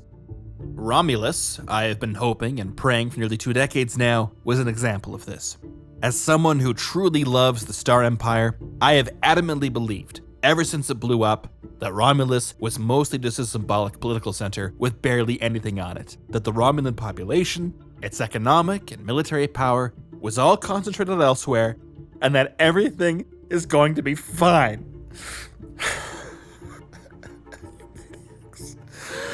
You maniacs! You blew it up! Ah, damn you! God damn you now! Okay, so that takes us to core worlds. They used to be the most developed planets or moons in your empire, the bedrock of your nation's infrastructure, culture, population centers, and production capacity. This is a broad category, but the Templin Institute's definition would be any world that is self-sufficient, able to produce its own interstellar craft and infrastructure, with the capacity to absorb the position of your homeworld were some cataclysm to befall it. Many of the planets within the 12 colonies of Kobol would be considered core worlds. They were fully integrated into mankind's interstellar society, and while Caprica was the official capital, these other worlds were independently self-sufficient, each maintaining their own governments, economies, and shipbuilding capabilities. Had Caprica alone fallen to the Cylons, the rest could have carried on, which helps to explain why the Cylons targeted them all simultaneously. Planets and moons that have been widely colonized and settled, but that don't meet our requirements for a core world, we'd categorize as colony worlds. This is another broad category, and could be used to refer to planets that are nearly self-sufficient yet still rely on other worlds for high-tech or specialized industries, or those that remain dependent, wholly or in part, on interstellar supply chains to sustain the most basic needs of their populations. Terra 2, located in the outer worlds of the Halcyon cluster, would be a good example of a colony world. Part of an entire system colonized by corporate interests, its remoteness made it difficult to settle, and even now its infrastructure is beginning to break down as self-sufficiency has never been fully achieved. Beneath even colony worlds would be frontier worlds. They may be barely explored, with minimal infrastructure and little to no self-sufficiency. These are places on the periphery of interstellar civilization. Maybe they are intended to develop into fully fledged core worlds, or maybe they've been exclusively settled by fringe elements looking to establish themselves beyond the reach of essential authority, but with no higher aspirations beyond that. Frontier worlds may rely on salvaged equipment, infrequent supply runs, or just sheer determination. Hadley's Hope on Acheron, LV-426, serves as a clear example of a frontier world with aspirations of further development. Before it was destroyed in a freak terraforming accident, this shake-and-bake colony was a modest settlement established to support atmospheric processing in preparation for more extensive colonization. An example of a perpetual frontier world would be Tatooine. It's located well outside of the galaxy's major hyperlanes, and its harsh climate has made large-scale development impossible. Despite being inhabited for millennia, in both economic and military terms, it remains marginal. Settlements are small, infrastructure is rudimentary, and its government is dominated by criminal syndicates and former bounty hunters going through a midlife crisis. If there's a bright center to the universe, Tatooine is the planet that it's furthest from. But let's stick around this specific galaxy for a second, the one with the Force and the monsters, because when it comes to core worlds, colony worlds, and frontier worlds, as the Templin Institute has defined them, both the Galactic Republic and the Galactic Empire have muddied the waters a bit here. Now, if you were to go to the finest educational institution on Coruscant and ask them what a core world is, they would tell you that it's all the worlds in the core of the galaxy. And fair enough, we define a core world by its level of development, integration, and strategic self-sufficiency, while the people in this galaxy define it primarily by its proximity to the galactic center. Both make sense in their respective contexts, even if they're describing very different things.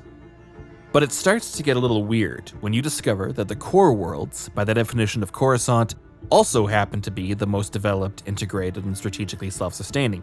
The most prestigious and wealthy planets are located towards the galactic core, while the further you get towards the Outer Rim territories, the more likely you are to find worlds that are underdeveloped, unstable, or outright neglected.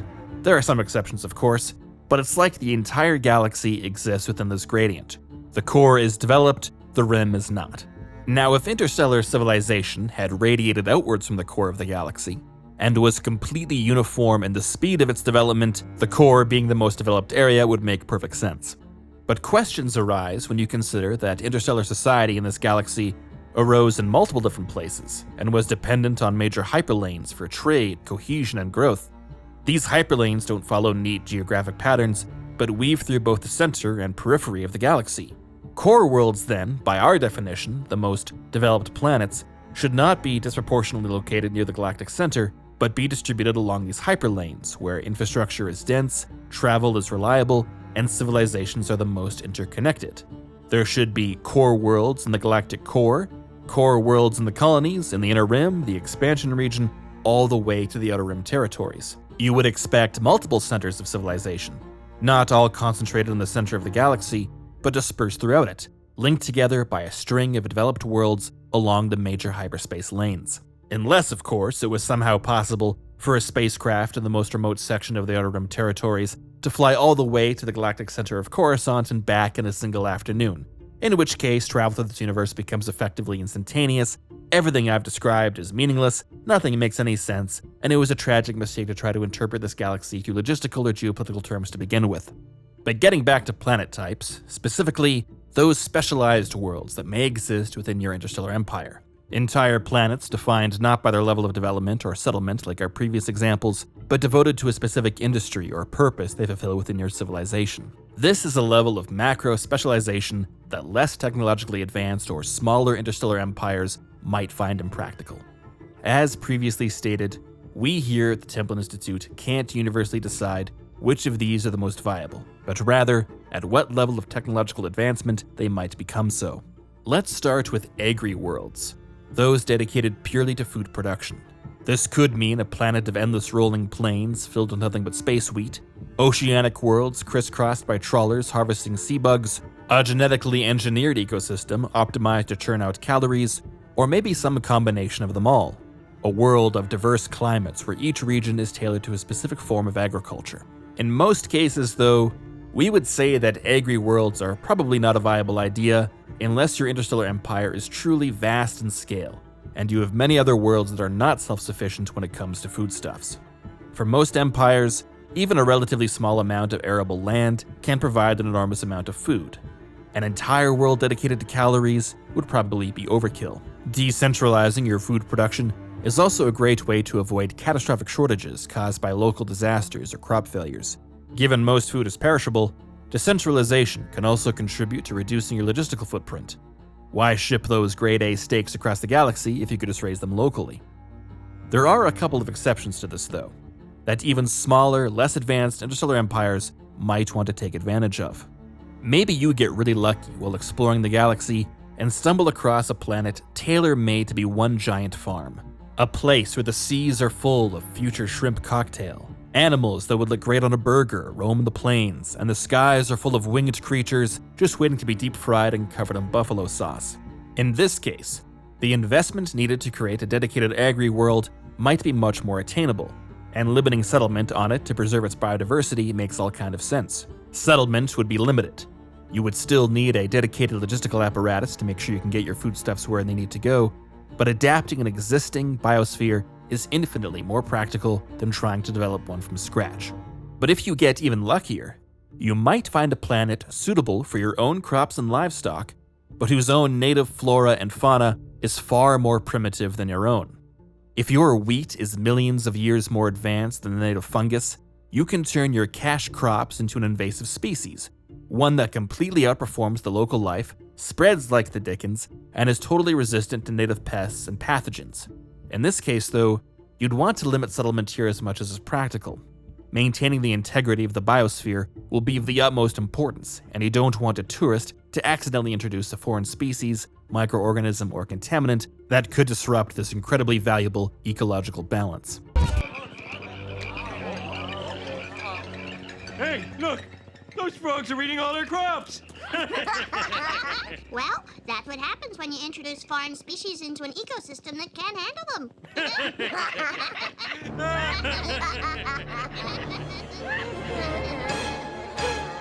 The SG-1 team from Stargate Command once visited a perfect example of an Agri World, Valia, under the authority of the Ashen Confederation.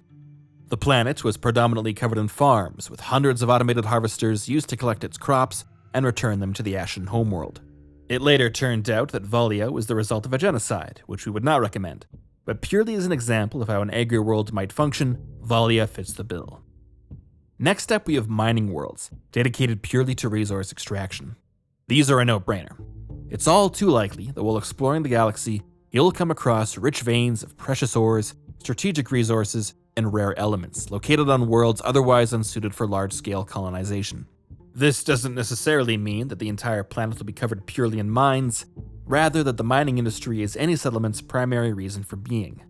Some planets may only host a handful of company towns or orbital processing stations, while others might be stripped bare from pole to pole over the centuries. Aegis 7 is an example of the latter, a mining world not settled in the traditional sense, but put through the process of planet cracking by the USG Ishimura under the Concordance Extraction Corporation. This is an extreme example, an entire planet broken apart and reduced to raw materials for off-world industries. Most mining worlds won't reach this level of exploitation, but the principle remains the same. Their value lies in what can be extracted, not their long-term habitability. Industrial worlds are largely self-explanatory, dedicated primarily to refinement, manufacturing, and heavy fabrication. Industry. Here you'd expect the skies to be full of smog, every surface covered in grime, and a never-ending labyrinth of factories, refinery stacks, and machine yards filling the horizon. This is another type of specialized world that we wouldn't consider practical for most interstellar states. Concentrating industry on a planetary scale places an immense strain on logistics, labor, and the environment, while creating a strategic vulnerability. And when you consider that these industries will probably need a workforce, that workforce will need housing, education, healthcare, and entertainment, your attempt to create an industrial world really just results in an especially polluted and overburdened core world, without the benefits of economic diversification. In the context of a truly massive interstellar state, however, where demand is constant and supply lines are secure, the economies of scale that such worlds might offer might outweigh their drawbacks. Or perhaps your technology allows for near total automation, reducing the need for a large resident workforce. In these cases, centralized production allows for more efficient, streamlined manufacturing, and industrial worlds as a concept could very well become the foundation of your empire's industrial might. But remember, this dependence cuts both ways. If supply dries up, trade routes are disrupted, or the planet is targeted in war, the effects could easily ripple across your entire economy, creating bottlenecks that your other worlds might not be able to mitigate. Under the wrong circumstances, you could end up with a planet unable to do anything but wither on the vine. Armageddon, within the Imperium of Man, is a quintessential industrial world. Its hive cities dominated by vast manufactoria and foundries. Entirely reliant on off-world shipments of food and water, it exists solely to produce vital goods for the wider Imperium. At least that's what its purpose would be if the orcs and dark powers of chaos ever left it alone. Dagus, under the rule of the Mother World, would be another example of an industrial world, but one mixed with a mining world. This planet is rich in cobalt, which supports massive downstream manufacturing where the ore is refined and turned into advanced alloys, batteries, or military components on site. But the Mother World has its own method of classifying planets, and you have to wonder then why they refer to Dagus specifically as a cobalt mining world. Are there no other minerals in the planetary crust suitable for heavy industry? Are elements like copper, gold, and platinum just discarded? Embracing specialization in planetary scale macroeconomics is always going to lead to some degree of inefficiency, but the idea of basing an entire world not around a specific industry but a specific resource seems insane. Unless that world is Arrakis, in which case what can you do? This brings us to research worlds. Like those dedicated to mining and industry, They may exist at both ends of the extremes, from a handful of small, specialized facilities on an isolated moon to vast hubs of innovation and experimentation that span an entire planet. In terms of usefulness, this is another no-brainer. Certain environments, anomalies, or other scientific curiosities may spur the development of a scientific colony or outpost somewhere that would otherwise be wholly unsuited for normal settlement. This kind of research world is not only practical, but probably inevitable as you expand your interstellar empire. The idea, though, of an entire planet covered exclusively in universities and research centers is where you begin to lose us a bit. The sciences and academia tend to be lifelong careers. If you want to attract talent to a specific planet, you'll need to make it worthwhile. That means amenities, accommodations for families, commercial services, cultural venues, entertainment districts, and everything else that makes daily life bearable in between researching alien microbes or whatever it might be. These amenities in turn require their own infrastructure and a workforce that may have nothing to do with research at all. Like with industrial worlds, before too long, your scientific world is essentially just another core world with a focus on scientific research. Far better, it seems to me, to develop an existing core world into a center of research than to work backwards and build a core world from scratch to support a simple specialization. The planet of Terminus was originally intended to be some sort of research world. Terminus was the home of the Foundation, which, as you may recall, was founded by Harry Seldon of psychohistory fame and a group of researchers seeking to preserve and continue forward human civilization. Its exact role began to change a bit once the Galactic Empire started to collapse, but its original official purpose fits our definition. A more traditional example would be Noveria, a remote Arctic world whose facilities are exclusively leased out to corporations looking to conduct research that would be too dangerous or controversial to conduct on a more populated core world. On the other end of the spectrum are shrine worlds, planets dedicated to religious observance or broader cultural traditions. These could take any number of forms. In the Imperium of Man, it might be a planet covered in cathedrals where pilgrims commemorate miracles, saints, or the God Emperor himself. Elsewhere, a shrine world might be deliberately left pristine, with any settlement of its surface considered an act of heresy. As a general rule, the Templin Institute doesn't recommend leaving free real estate underdeveloped, but we're coming from a place of disengaged pragmatism. Ultimately, whether or not this practice makes sense for your interstellar empire depends on how much value you place on symbolism over utility. In political or cultural terms, the unifying power of a sacred world might very well be worth far more than what it could produce otherwise. But for when a reverence for nature is not on the agenda, we have an Ecuminopolis, a planet-wide city in which every inhabitable bit of land has been overtaken and urbanized. Some Ecuminopoli may include a few sections of natural landscape, the equivalent of urban parks, while in others, even a world's natural oceans might have been drained away to make room for more development. In most cases, you would expect them to develop naturally in star systems at the center of commerce, communication, and transit, where immense numbers of people will naturally converge and choose to settle. A purpose-built Ecuminopolis will certainly be possible for some empires, maybe to serve additionally as a throne world or as a symbolic measure of prestige, but this can be especially perilous. Purpose-built cities, whether they cover an entire world or not, can suffer from low organic growth, lacking the commercial momentum and established communities often necessary for long-term success. So when it comes to the prerequisites of a thriving, planet-spanning city, I would say there's three big ones: demographics, demand, and time. You need an absolutely immense population, a reason for that population to concentrate in one place, and centuries, if not millennia, for that concentration to translate into sustained growth and development. Coruscant is an example of a successful Ecuminopolis, existing in a galaxy filled with countless trillions where city worlds emerge naturally out of demographics and migration. Its position at the strategic nexus of major hyperspace lanes makes it an especially attractive place to live, and its present form is the product of continuous growth sustained through every era of galactic history. The creatively named ArcCorp, a planet owned by the ArcCorp Corporation within the United Empire of Earth, is an example of an Ecuminopolis that makes no sense. First, the total human population of this universe seems far too low to ever realistically support an Ecuminopolis in the first place. The UEE only controls a few dozen star systems, and even its most developed worlds, places like Earth or Terra, still retain vast stretches of untouched wilderness, oceans, and open landscapes. Estimates place no more than 50 billion people on each of these worlds, and the demand for habitable space is clearly nowhere near the level that would justify paving over an entire planet. This is aggravated further by the fact that a corporation is perhaps the least suited to developing a planet-spanning megalopolis. Who other than ArcCorp employees would feel the need to relocate to what is essentially a corporate HQ, especially when conglomerates like this are notorious for prioritizing short-term profits over the welfare of their labor force? And why would ArcCorp want this in the first place? The immense subsidies and public services a government like the United Empire of Earth would normally provide, things like the police, firefighting, education, infrastructure maintenance, services that make running a company exponentially less expensive, would instead have to be funded and managed directly by ArcCorp out of its own budget.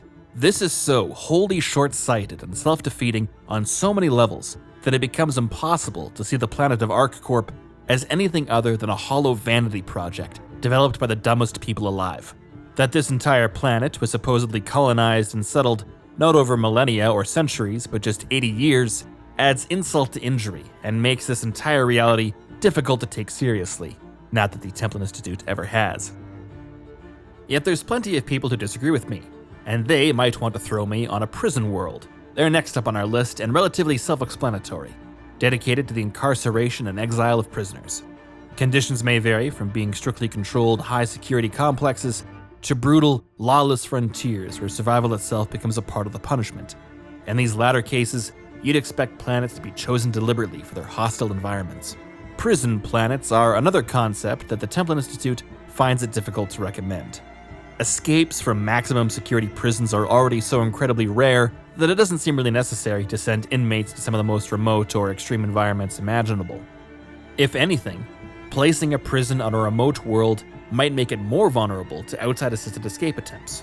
If your prison planet is a long way from central authorities and reinforcements, a well-planned extraction might succeed before anyone beyond the planet even realizes it's happening. In most cases, normal prisons on normal planets should work just fine. The only real justification for a genuine prison planet would be if you wanted the inmates to perform some kind of labor, in which case, you're really just making a mining or industrial world with extra steps. The world of Rura Penthe, known throughout the galaxy as the aliens' graveyard deep inside the Klingon Empire, is a good example of this concept. Rich dilithium deposits make its mining operations highly valuable, but the planet's harsh conditions make it difficult to attract a willing workforce. By turning it into a prison camp, the inhospitable climate serves as both punishment and security measure, while forced labor delivers a tangible economic benefit to the Empire. Resort worlds, or pleasure planets if you prefer, are those dedicated entirely to leisure, tourism, and entertainment. Like so many of the concepts we've discussed so far, they might exist in multiple forms. Pristine, beautiful worlds that have been left deliberately underdeveloped. The interstellar equivalent of a national park may make a lot of sense if your empire has the planets to spare. Though it's difficult to defend this decision from an economic standpoint, an entirely natural world free from the harmful effects of industrial development and pollution might very well become a valuable sanctuary for those trying to get away from it all. Now, whether you need an entire world for that, as opposed to maybe a few continents on a core world or something, is its own question. An example of a resort world in this style would be the planet where Rick Sanchez goes to take a dump. It's a place of breathtaking natural beauty with rolling green meadows, winding crystal blue rivers, and jagged mountains crowned with vast auroras that ripple across the midnight sky.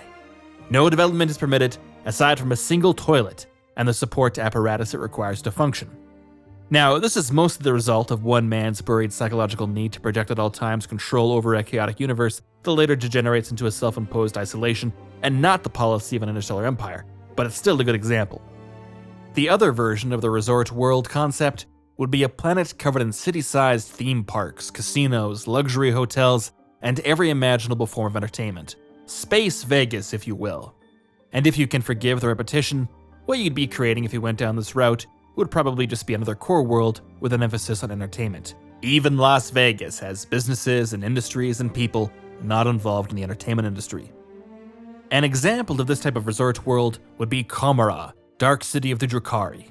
I mean, technically it's not a planet in the traditional sense, but I can tell you from personal experience that every desire, both subtle and gross, can be satiated here. Once you immerse yourself in its ocean of sensations and let go of the preconceived notions that claim pain and pleasure are somehow different, then you'll discover colors you can taste, music you can touch, and hours that stretch into eternities. Only in Komara can cravings you never knew you had be answered instantly by hands and voices and smiles that make you feel more intimate than family.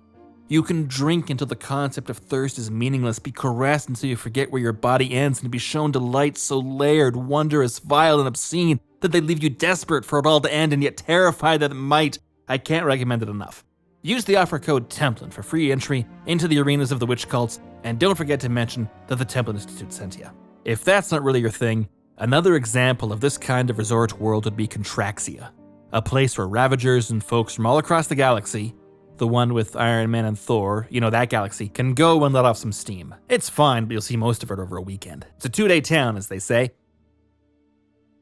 While our list is far from exhaustive, the last major category we'll cover here is fortress worlds. These are places with extreme strategic value, either on the edge of some hostile frontier or guarding a pivotal intersection through space. As the name suggests, they are heavily fortified, with armies on the surface, fleets and stations in orbit, all intended to endure a lengthy siege if necessary. Yet they might also act as a sort of aerial denial asset, not only heavily protected, but armed with long-distance weaponry to strike out into the surrounding star system and destroy enemy interstellar assets. For a fortress world to be viable, though, it needs to be able to act as a choke point, something the enemy will be forced to deal with if they want to progress any further into your territory. And ultimately, this is going to depend on how faster-than-light travel and space warfare works in your reality. If hyperlanes or warp gates or whatever it might be creates dependable corridors for interstellar transit, then the value of a fixed fortified position goes up. But if there exists the means to just go around them, or if planet-destroying superlasers are relatively common, their usefulness might be limited.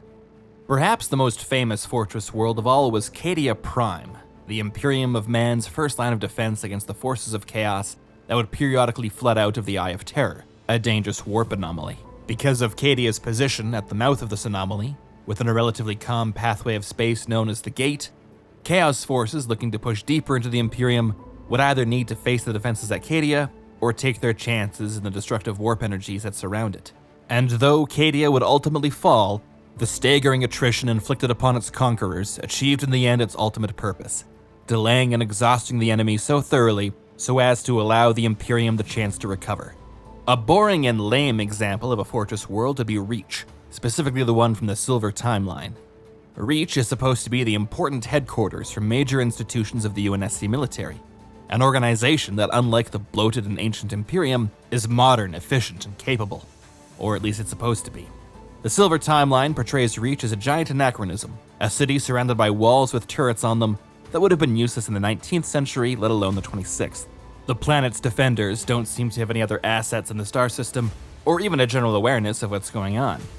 This stands in stark contrast to the original Reach from the Gold Timeline, which perfectly demonstrated all the different defensive layers the Covenant needed to break through, not only on Reach itself, but in orbit and throughout the entire star system. You know, like how a fortress world is supposed to work. The fall of Reach is supposed to be this climactic, apocalyptic battle, and yet this alternate version of it is so pitiful, the whole invasion comes off as a minor skirmish on a random planet. Now, if those are some of the major types of worlds in your empire, we'll end our guide with how you might defend them, or seize these territories from your enemy. But the military aspects of Interstellar Empire is something we here at the Templin Institute have spoken before about in depth. Some of our most triumphant works, such as building your Interstellar Navy or launching your planetary invasion, have come to define the conversation, not merely advancing the debate, but concluding it, and forcing our rivals to delist their videos and scurry off the platform in shame. So for this segment, I'd instead like to take a high-level approach at how your military might be organized at the grand strategic level. There are many difficult decisions to consider, and unfortunately, some of them may have already been made for you. The elements of empire we've discussed so far, sovereignty, legitimacy, your government structure, and economic foundations will all affect each other and the makeup and effectiveness of your military, and potentially force you into certain arrangements whether you like it or not. A centralized, autocratic state that's poorly mobilized its resources and undereducated its population might find itself unable to finance, crew, or command its titanic war fleet, while an egalitarian federation might theoretically be able to easily sustain that same armada, but lack the public support and will in government to even get started in the first place. So because strategic choices will always be tethered to a nation's political, economic, and social realities, you'll want to start with an honest assessment of your security situation, the whole point of having armed forces in the first place. Do any external rivals exist, and how do their capabilities compare to yours? What kind of conflicts or threats is your nation likely to face, and what kind of military force is necessary to counter or deter them? Do you see your force's posture primarily as defensive or offensive? Is your economy and industry realistically able to sustain the demands imposed by war, or could an extended campaign instead reveal the cracks in your own foundation? To be successful, you'll want to get the most accurate answers you can. But if you're a brutal tyrant who likes to make examples out of people who give you bad news, you might find the reality being reported to you isn't the same one that exists outside your throne world. When we discussed the philosophy of ruling through fear, we brought up how this destructive practice affects people at the lower levels of the hierarchy, incentivizing compliance in place of effectiveness. But we can see here how the damage also extends all the way to the top. When a high official, Darth Vader, whoever it might be, kills, undermines, or otherwise humiliates an underling, all they're doing is ensuring the information bubble they exist within will only ever resemble what they want to hear until it's too late. Evacuate? In our moment of triumph? I think you overestimate their chance. So once you've acquired your hopefully accurate information, a good place to start might be in deciding the overall size of your military forces. Let's suppose your assessment has revealed one or more hostile neighboring rivals that possess a military equal or superior to yours. Or maybe you're surrounded by a bunch of smaller powers that are starting to look like mostly free real estate. Maybe there's an intergalactic hive mind on the way. For whatever reason, it's clear you need a very large standing military. And how could the Imperium of Man not be the ultimate example of this kind of ultra-militarized interstellar state? The Imperium maintains an absolutely titanic military apparatus with hundreds, if not thousands, of organizations, all dedicated to some aspect or method of interstellar war. From sheer manpower-based service branches like the Astra Militarum, Aeronautical Imperialis, or the Imperial Navy, more tech-based armies in the Legiones Scutari, breakthrough forces in the Collegia Titanica or Questor Imperialis, elite expeditionary forces including the Astartes Space Marine chapters or the Orders Militant of the Ecclesiarchy, to hyper-specialized subservices like the Death Watch, Grey Knights, or Adeptus Custodes.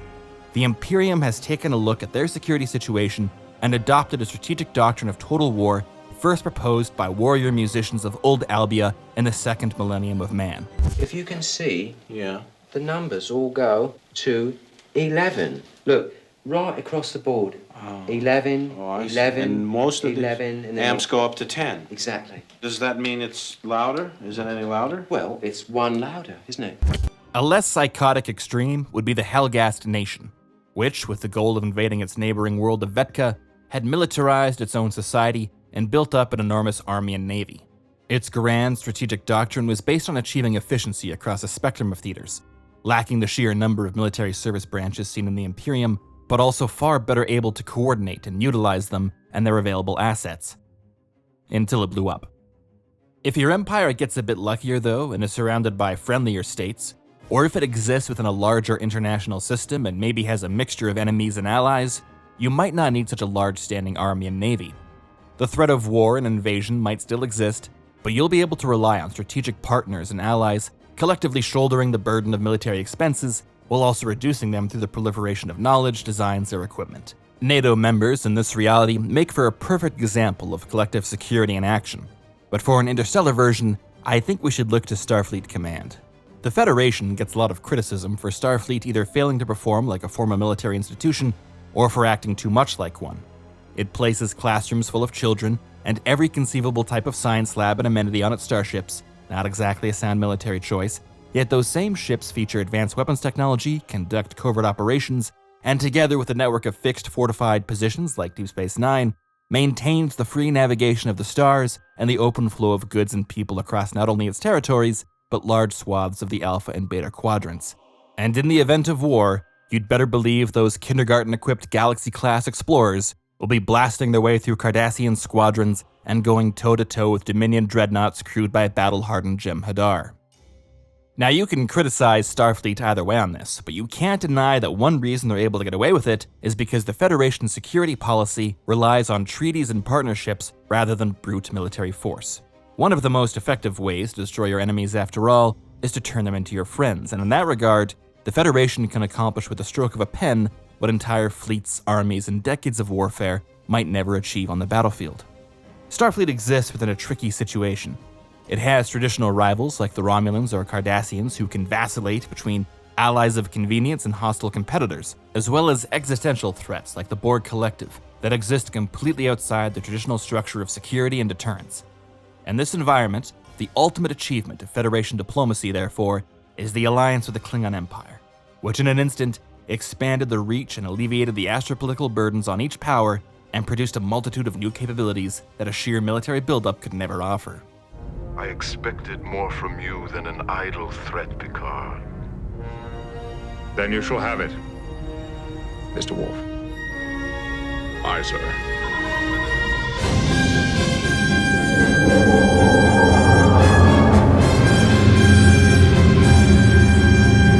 Klingon warships, armed and ready, sir. Another example of collective security in interstellar states would be the nations of the Citadel Council, the Asari Republic, Solarian Union, Turian Hierarchy, and Systems Alliance, all of which agreed to participate in naval arms limitation treaties along with other galactic mandates. Though fierce contention existed between some of these nations, international organizations like the Council helped to keep any potential arms race in check, while joint security operations and interspecies initiatives like the Normandy Deep Scout frigate enabled its members to pool their resources and knowledge for mutual benefit.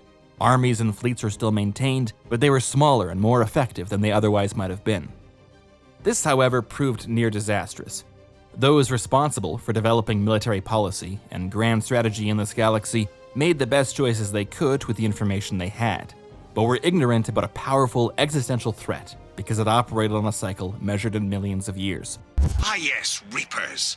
The immortal race of sentient starships allegedly waiting in dark space. We have dismissed that claim. Had the Citadel Council learned of the existence of the Reapers earlier, you can imagine their military might have better resembled the Imperium with as many fleets and armies as they could possibly manage. And that's just the reality of grand strategy. All of us exist within a Rumsfeld matrix, and there will always be unknown unknowns. Things you do not know, you do not know. You just have to hope an armada of killer robots on the way just isn't on that list. But perhaps for whatever reason, the mass movement of fleets and armies just really isn't a thing in your reality. Could be your empire is a hegemony, surrounded by weaker states and the threat of military action just isn't there, or limited to small-scale conflicts. In this case, you might not need much of a standing force at all to defend your borders and project power.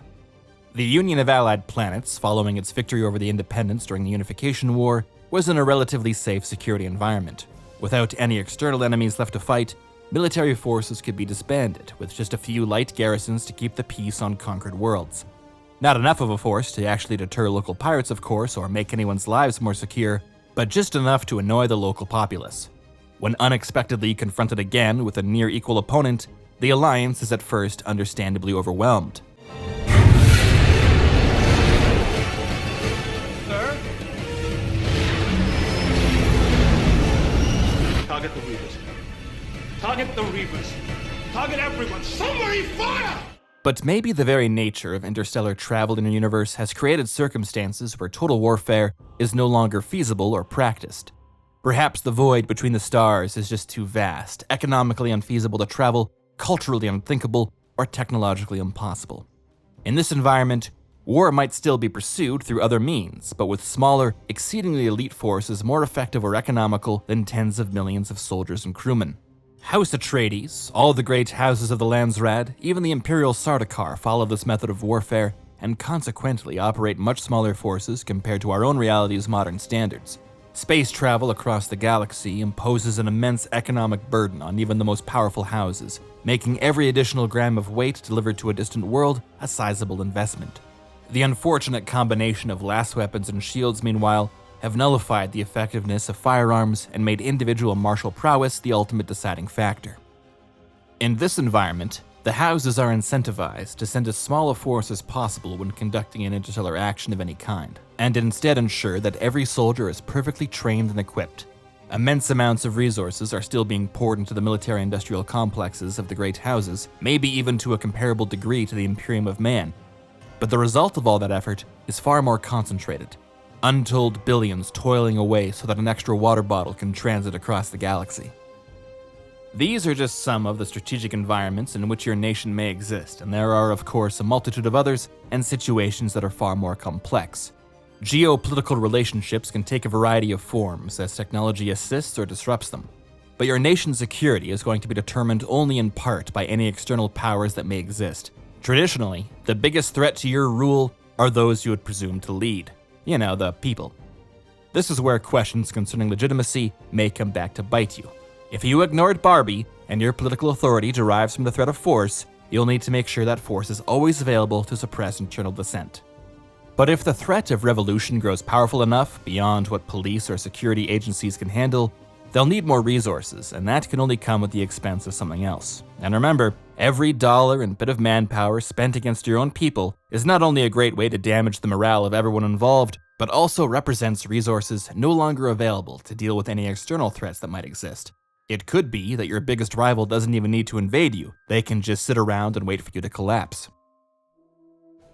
But if a violent revolution seems unlikely, you'll next want to consider what service branches your military forces will operate. For a quick review, as nations have grown in size and capability and been required to fight in different theaters, ground, sea, air, information, and space, it has made sense to create unique institutions, specifically equipped and trained to fight in each. They develop their own doctrines and traditions, but also logistics chains, force structures, and training pipelines, each reflecting the challenges their method of warfighting must overcome. Service branches may exist as distinct semi-independent entities or be unified under a single chain of command. Separate branches tend to be preferred by larger, more capable armed forces who can maintain independent and specialized logistics chains and training pipelines, while unified services can be more cost-effective and easier to control politically, but potentially less effective, requiring a one-size-fits-all bureaucracy. The exact role each branch must perform is ultimately going to come down to your own doctrine and what makes sense for your nation.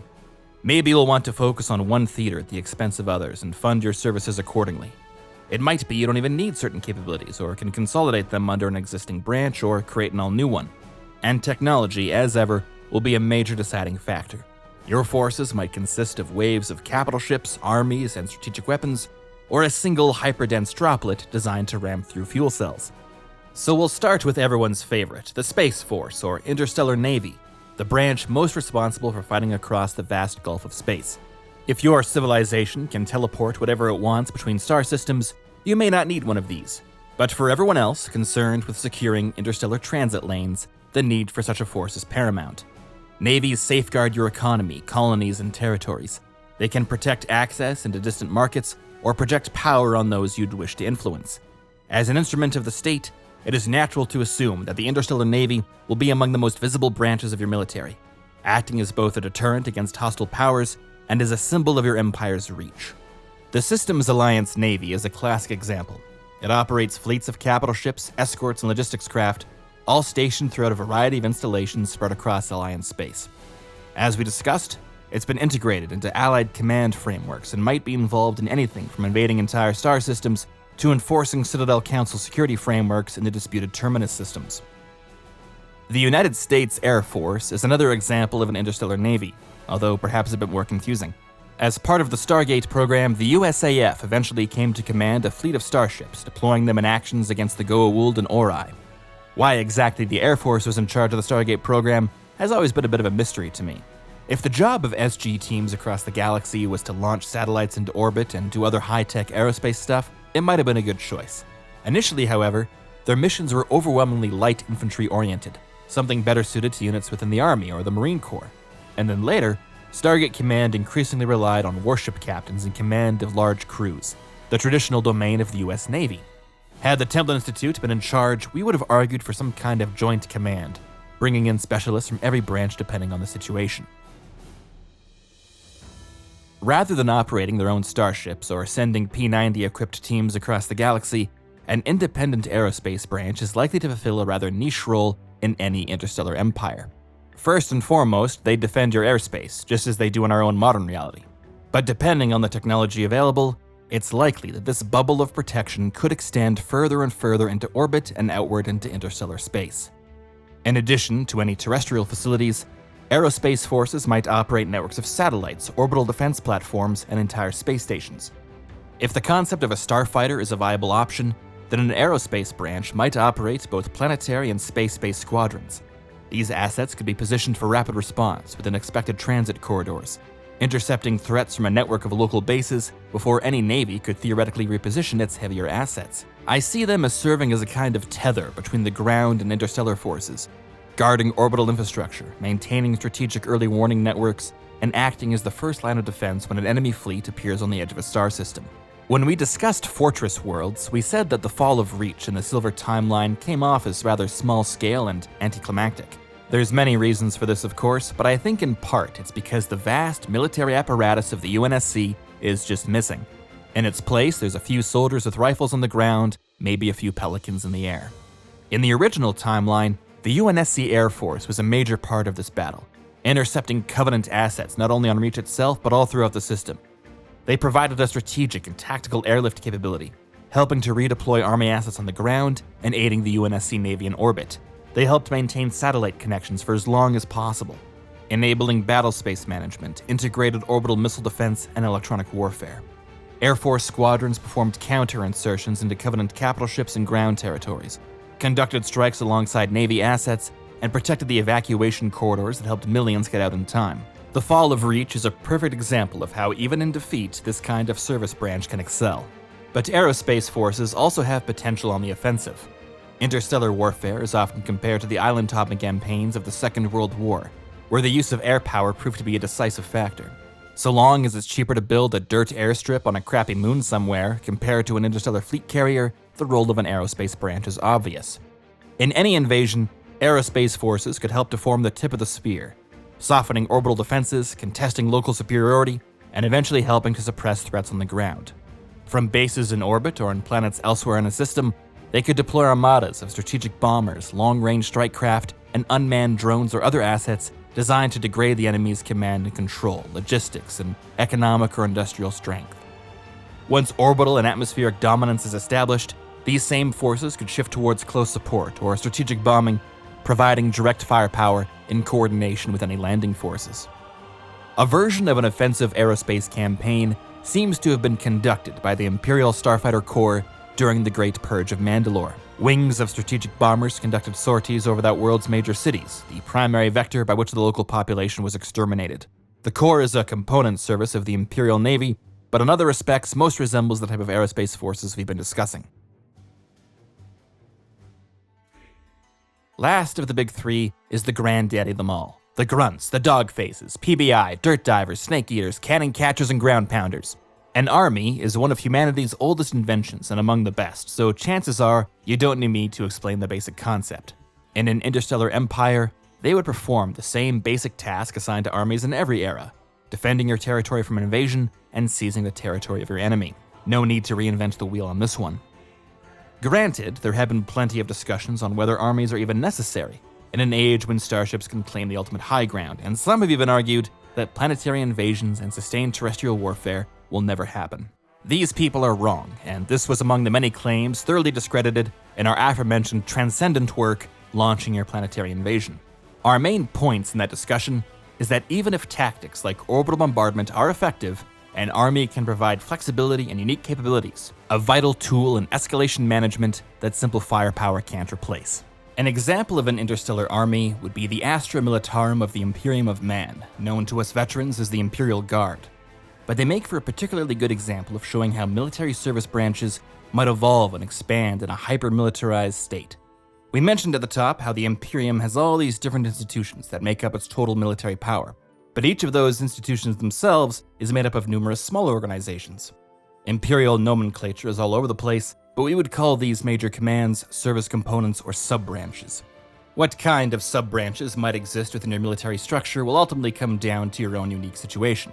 Generally, however, they will be optimized towards a specific doctrine, environment, or weapon. Maybe your interstellar navy is heavily focused on carriers with mass starfighters. In this case, an independent fleet air arm might very well make sense. If you're expecting to fight on top of a lot of mountains, maybe you'll need more than just a few divisions in your regular army optimized towards that environment. Maybe you need an entire mountain corps. Or perhaps you have finally created a new weapon with the potential to change combat forever. Some kind of giant fighting robot or mech warrior, if you will. Maybe they'll need an independent branch all for themselves. More exotic examples of a sub-branch might be the consequences of a mystical force that certain people in your empire can wield in battle. Weapons that can collapse dimensional space into itself, or maybe auxiliaries from a proud warrior race that exist within your multi-species empire. Or you might ultimately come to the conclusion that space wizards, mechs, mountain infantry, starfighters, whatever it might be, just don't diverge far enough in purpose or philosophy from the core military to justify an entirely new independent branch. There's no hard and fast rules for this, unfortunately. A classic example of a sub-branch based around a specific doctrine would be the Stormtrooper Corps of the Galactic Empire. They were ideologically reliable, used as expendable shock infantry and a rapid reaction force, especially during naval boardings. Compared to the Imperial Army, it received a higher standard of training and equipment. A branch tailored for a specific environment would be the Transhuman Overwatch of the Universal Union, or Combine. And they're another particularly interesting example. When the Combine develops a service branch intended to succeed in a particular environment, they're not just looking at geography and climate, but the entire planet, including its native civilization. They take the traits, knowledge, and physical forms of whatever species they intend to administer, replace anything deemed inferior with a superior Combine equivalent, and then craft a new branch of their military made up of soldiers engineered to be combat effective in that specific environment, even more so than its local defenders. An example of a branch based around a specific weapon, though, would be the Collegia Titanica of the Adeptus Mechanicus, the only force in the Imperium granted the honor of operating the ancient god engines, colossal combat walkers with immense firepower. There's far too many possibilities for us to accurately list every type of military force or sub-branch possible within your empire, but there is one I can be reasonably assured you'll be operating, a Marine Corps. Also known as naval infantry, orbital troopers, drop troops, whatever you want to call them, the unique capability they offer is that of expeditionary warfare, making the transition from space and establishing a beachhead once they're on the ground. Regular army units may be able to do the same thing, but the complexity of planetary landings usually warrants this type of specialization, with unique equipment and doctrines especially. Across an interplanetary campaign with dozens of potential landings, elevating a Marine Corps to its own service branch alongside the others might make a lot of sense. But in our own reality, for the most part, because they operate so closely together, expeditionary forces have remained component services within naval branches. The United States Marine Corps is the best example of this, and to a Marine, they're all extremely satisfied with their relationship with the Navy and will happily tell you all about it. Will this relationship continue into the interstellar frontier? It's hard to say.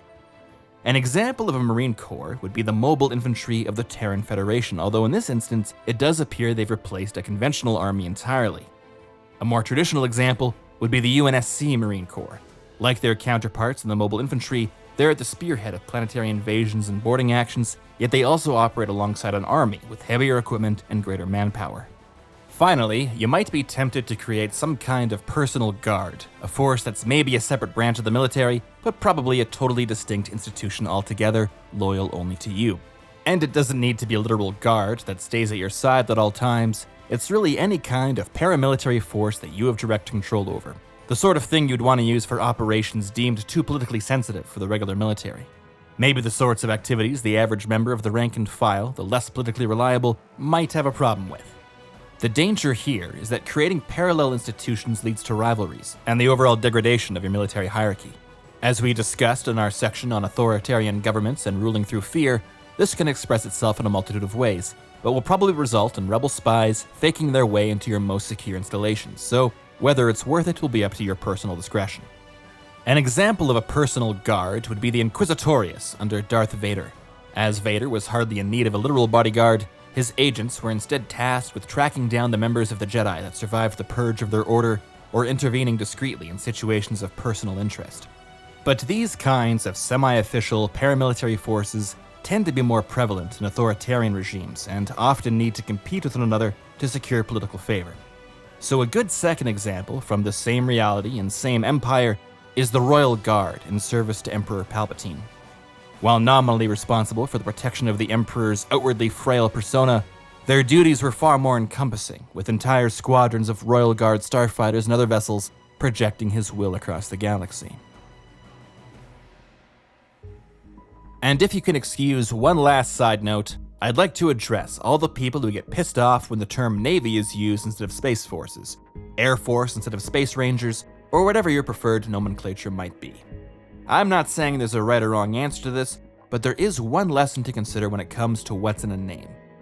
Regardless of whatever form your empire takes, it will only ever be a series of interconnected institutions. Your political bodies, the apparatus of state, your military service branches, these all possess their own institutional knowledge, prestige, and customs. To you, a name change might appear thematically appropriate and ultimately trivial, but to the people inside those institutions, it might be seen as a threat, an attempt to rewrite their identity, diminish their traditions, or subordinate them to a new order. It might even be grounds for a military coup. That's an extreme example and not too likely in most cases, I'd say, but the real point I'm looking to make here is that no matter what you want to change or reform about your interstellar empire, whether it's renaming a service branch or embracing fully automated luxury communism, any shift from the status quo will be interpreted by a living system of political actors, all with their own incentives and loyalties. Understanding and anticipating the reactions to your reforms will be just as important as the reforms themselves. But that, of course, is just my opinion. And it's one backed up by success. As we alluded to at the top, the Templin Institute is proud to have played a formative role in shaping both the Greater Terran Union and the Antares Confederacy. If you've never followed their epic rise from fragile interstellar states to commanding galactic powers, now would be a good time to do so, because we're just as proud to confirm that we'll be adding another nation to that roster very soon. But those aren't the only interstellar empires whose destinies will be shaped by the Templin Institute. You may recall that as part of our ongoing investigations into the craft of world building, we've initiated Operation Dawn of Victory, an incredibly dangerous, expensive, heroic attempt to create our very own original science fiction universe. Dawn of Victory blends military sci-fi, alternate history, and Lovecraftian horror, in a universe where humanity has been ripped apart by competing ideologies, now rushing headlong into an apocalyptic interstellar war.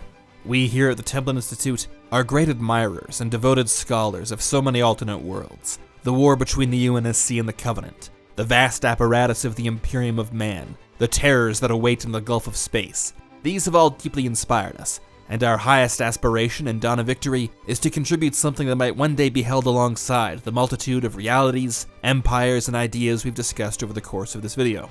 It's a tall order, so to give ourselves every hope of success, we've called in every favor, activated every relationship, and mobilized every resource. As of this moment, I have been authorized by the Institute's administration to reveal for the first time an intense and far-reaching escalation with the potential to directly impact many Templin personnel and our clients.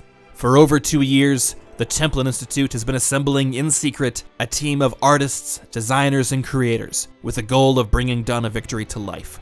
Work has been ongoing, and in 2027, we here at the Templin Institute will publish our first lore and art book set in this universe.